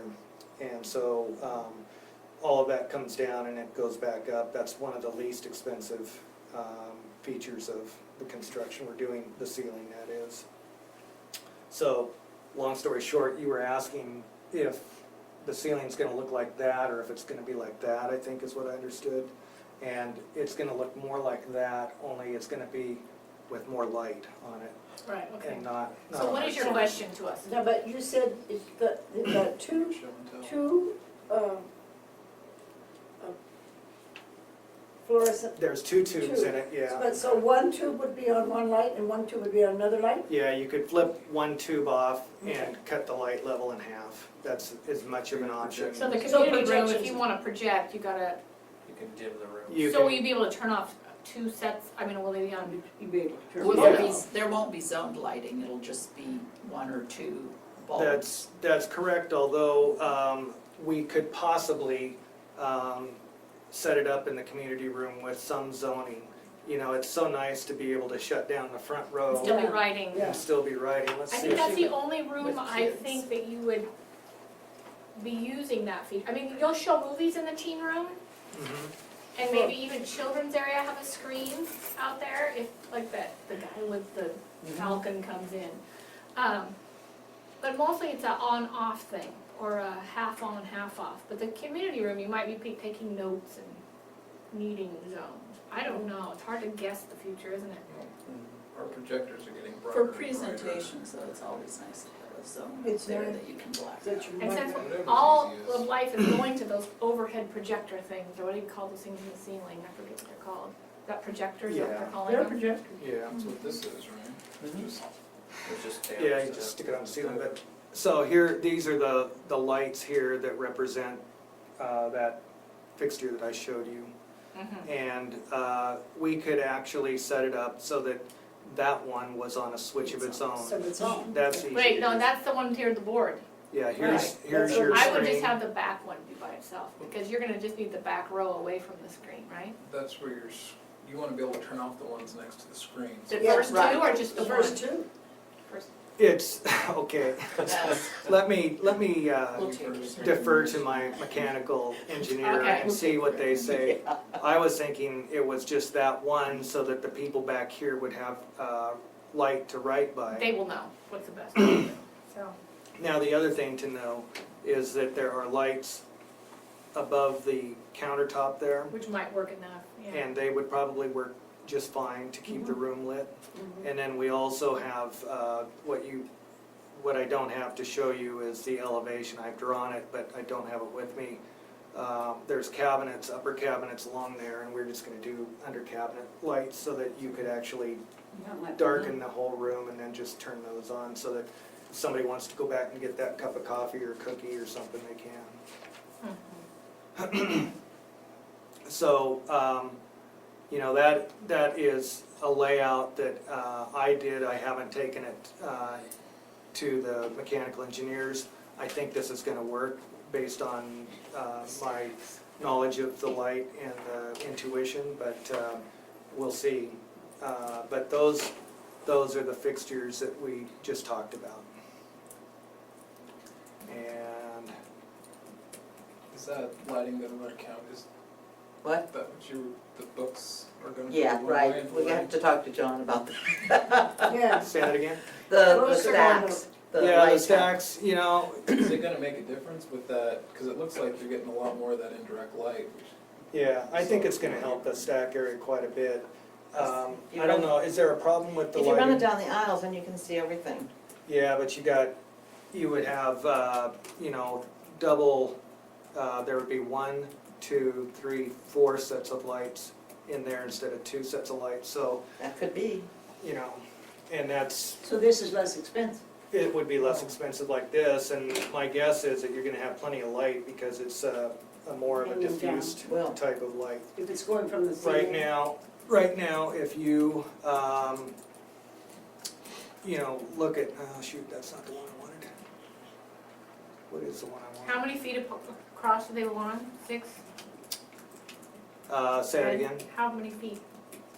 between them? Yeah, this is what, 4 feet between Oh, them? there's 2, 4, 6, 8, about 10 feet there.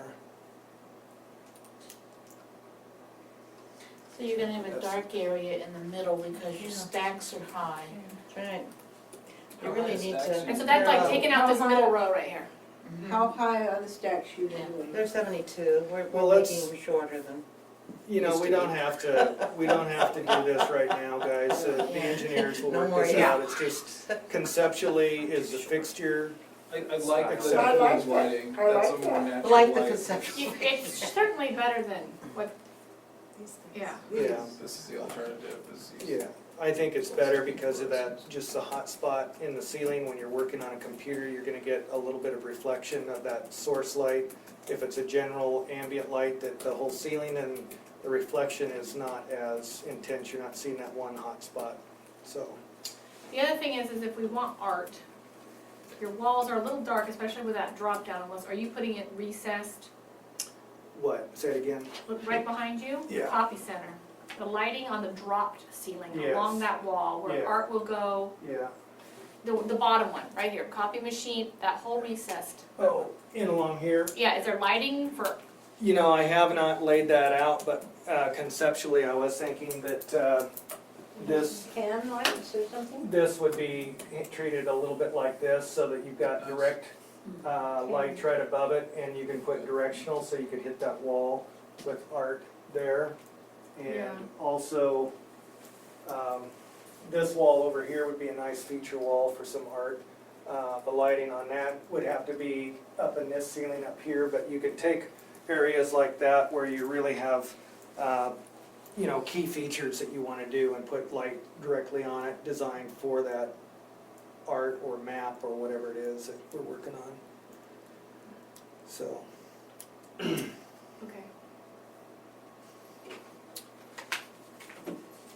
Is there any cool funky lights, drop fun You know, thing. if you were gonna do something like that, I suppose that over the front counter there would be a place you could play with that. You know, it's sort of the Starbucks look. And that would be, I think that would be a good place to do that if you wanted to do something like In the that. kind of what we would call the lobby. Yeah. As long as we're careful not to get something too timely that's gonna wind up, Please replace it. Wow. yeah, it's only money. As opposed to It's something cheaper than a that's- lot of things we're doing here. Hey Doug. Yeah, you can, you know, you can play with art light and switch it up. I think we just need a few, just for the ambiance of it. Yeah. That tile, you know, we're sort of discussing whether or not to do all concrete or part concrete, so I just won't bother with that. Thank you, Josh. A couple of things here, I don't have a slide of it, so I'm just gonna pass that around. You know, the door hardware, that is the handle style that I think would look good. And it's a chrome finish, a brushed chrome, so it's silver. I think that in my It's vision, better than mine. pardon me? It's just like the ones in my house, so I Yeah. can't say I don't. How like much them. longer are we gonna be? I'm probably done in about 2 minutes. That's about it. These are kind of like the standard ADA doors, aren't they? Yeah, they're ADA levers, they're durable, they're easy to operate. What are we looking at here, the casing? That is a door casing, a timely frame system. It's a metal casing, but it is a economical way to go, yet they're very durable. You see them all around the place, so. So we're gonna have brushed nickel, is that what you said for this? Yeah, it's gonna, I think that is a brushed nickel finish. And then your It's- door casing is, That's aluminum. It would be either a mill grade aluminum or, which would be like that color there, or we can paint them too. So I haven't got so far as to make that. I kind of like silver yeah, I do personally. too. I do too. Yeah, But then the door, the windows would stay the white. yeah. Okay. Windows are staying white. Okay, so you're gonna have the mechanical person do the lighting, you know that? Yeah, I'll be working with them, obviously. You know, it's gonna be something that's gonna look right in the space, and they will make sure that it works.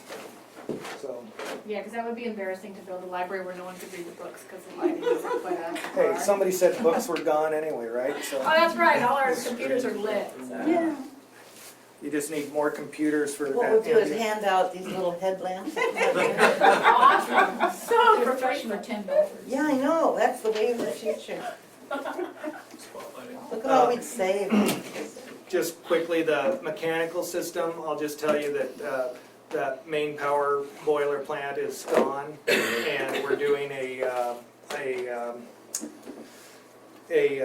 heat pump system, which is about, they say that it's gonna be 2 to 4 times more efficient than the basic coal fire, or not coal fire, but fossil fuel system. So y'all know heat It's pumps. like a ground source heat pump? It's, a heat pump can be a ground source or an air source or a water source. This is an air source heat pump. It would be fun to do a ground source, that would be really efficient and really green, but it's substantially more expensive and we can't do it, so I don't think we can do it for the budget. 20,000. I don't know.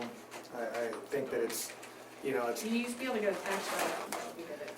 Yeah, and I've looked into tax write-offs. There are some things that we can get tax deductions on, and some that have incentive programs from manufacturers, and we're tracking that, and so we're hitting all the bells and whistles as we go. Windows is an area, insulation in the new building, that's part of the exterior insulation on the new addition is for that. It would be nice if we would pay for putting the insulation on the old building and offset the cost of the new siding and all that we'd have to do, but it doesn't, so. No matter what we get, we're gonna be better off than where we're at now. Oh, yeah. Because that building Oh, is, yeah, it's so. leaching a lot of resources. Well, that's all I got, you guys. Great, No, it's great, thank you. beautiful. Thank you. Yeah. Thanks for all your feedback too. He's looking That's at a me good like- question. He looks at me like he's wounded. Yeah, I'm totally. sorry, No. John. No, I'm The smile, I saw it. There was a little smile there. Yeah. Let me take a Well, picture. she's gonna have the construction documents. John, Yeah. on March 10th, are you going to have the design documents for County Central as well as the construction documents for No, this? no, I can't do them both, you I didn't guys. It think would so. just overload me. So, I would prefer to bring the bid documents in, and the contract will be to you guys sooner than that, so that you can circulate it by email Okay, and deal with that. okay, and then we'll get together on the bid documents before the meeting, Janice. Well, you can have an extra meeting in, Yes. Yeah. Yes. just like we did. We in- And I can think- plan that. We will, We'll just plan. And then we could have an extra meeting for the design documents for County Central. Yeah, I need to let Oh, we're Andy know though, because he's planning on coming to the March 10th special meeting. Well, yeah, Who's Andy? just, Or Andy reporter. Porter from the UV. Oh, right, so are we still meeting at 2, or are we gonna meet at our normal time, or Okay, what? got somebody else in the next. We needed an executive session too, right? But we can do that during the meeting. For what? Yeah, for There the was March a- 10th, For what? for the March 10th meeting. The only thing you can discuss here is Burbank. yes. But you say executive session, you mean Yeah, work session? No, we had an executive No, session for exec- personnel, Mm-hmm.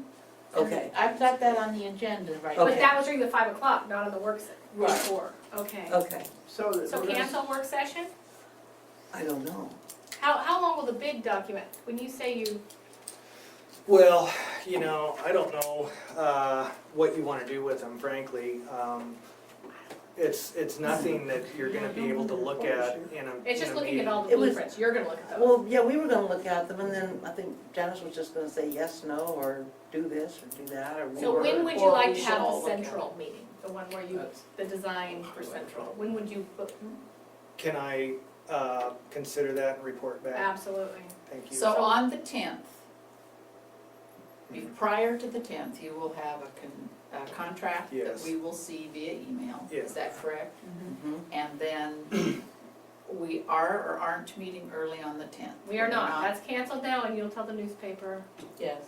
And then, But we're gonna meet, But we have. when can you just have the met. construction? Well, I hope to have those ready for you guys by the 10th, and then you can look at them.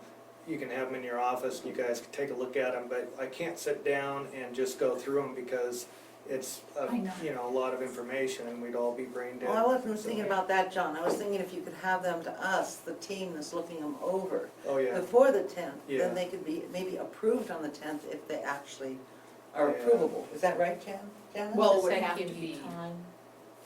I mean, if we're gonna actually really look at them, it would have to be like the 6th or 7th. And that's what I'm asking John. Yeah. Yeah, we Well, can ask. I'm gonna, That's what I'm again, I'm trying gonna to have to get find back out. to you. I've gotta talk, I'm a little worried about my consultants, because they've been footloose and fancy-free for the last 2 weeks, so I gotta Okay. call and see if I'm still on the radar. Okay, could I ask this then, Yeah. in general? If you can have it to us by, say, the 6th or the 7th, so that we can actually vet them, and if we wouldn't have them until, say, the 10th or so, could the board then commit to another special meeting in the near term in order to approve them once they're vetted, so we can get these things gone? Sure. These are one-time things, really. They have to be done. Well, what I'm thinking is if Janice is the one who's going over them, and you're going to base it on Janice's opinion, you can, at this point, give her permission to make that decision that's binding, but that's a board decision. Is that And I something you have want to bring, well, no, I would want to bring She would my That's a lot of recommendation. responsibility. No, I don't, She's been no, that's not what we 2 do. months on the no. job, We- no, she wouldn't know. Well, And that's something that none of us should do. No. No, It's I a want lot you to to take put on this one much person. information and Yeah. look it Right. through and come Yeah. to the board with this much Right, information. but I would like to say that if he doesn't have it to us in time for us to actually look it over enough to be able to bring a recommendation to the board, if the board could set up a near-term meeting so that we could get it approved after it's vetted. And instead of waiting until April.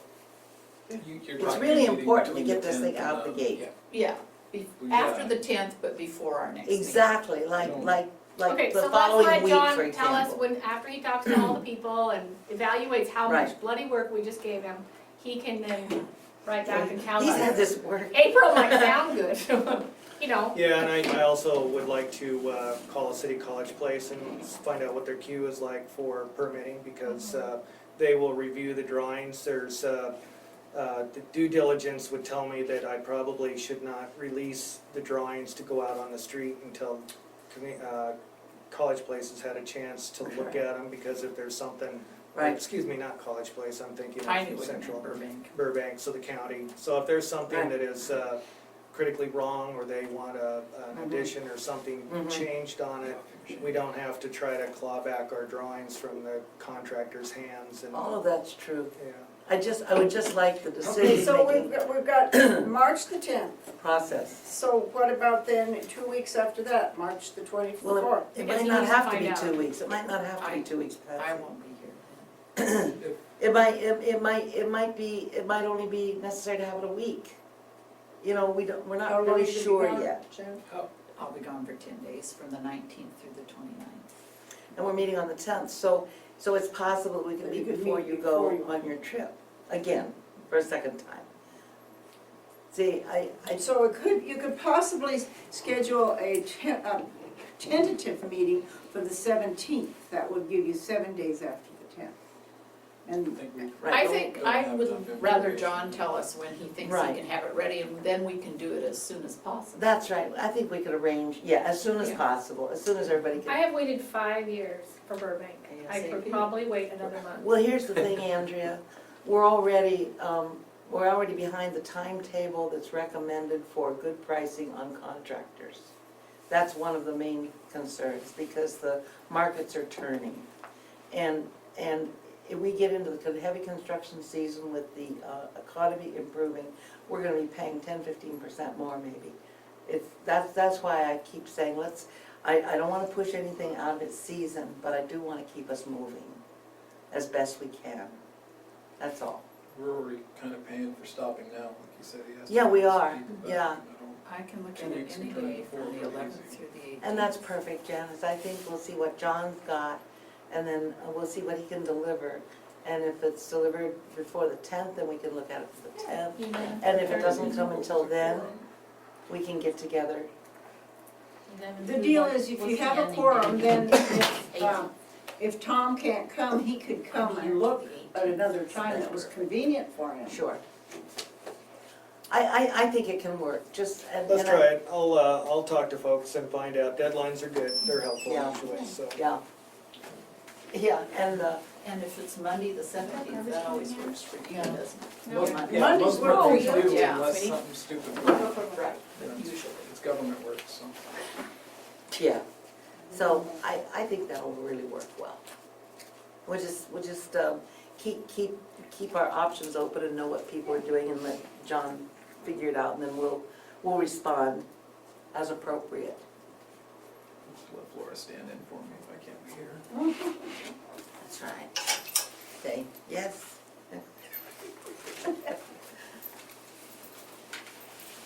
So Meeting Lisa, adjourned? did you say the 17th? Did I hear 17th? No, you didn't. All right. What you heard was, Anytime get it before- to us as soon as you can. If it's before the 10th, like if you get it by the 7th, Mhm. then the three of us can look it over and have it ready for maybe discussion or giving back to you by the 10th. If you don't have it by then you tell us when you'll have it, we'll get together when it's appropriate, and then have the board meet once Janice and Bobby and I vet it. All right, Does that make sense? yes. So we can move as quickly as you are able, Okay. basically, without feeling any pressure. Okay, that's good. Like I say, deadlines are helpful, Pressure's so.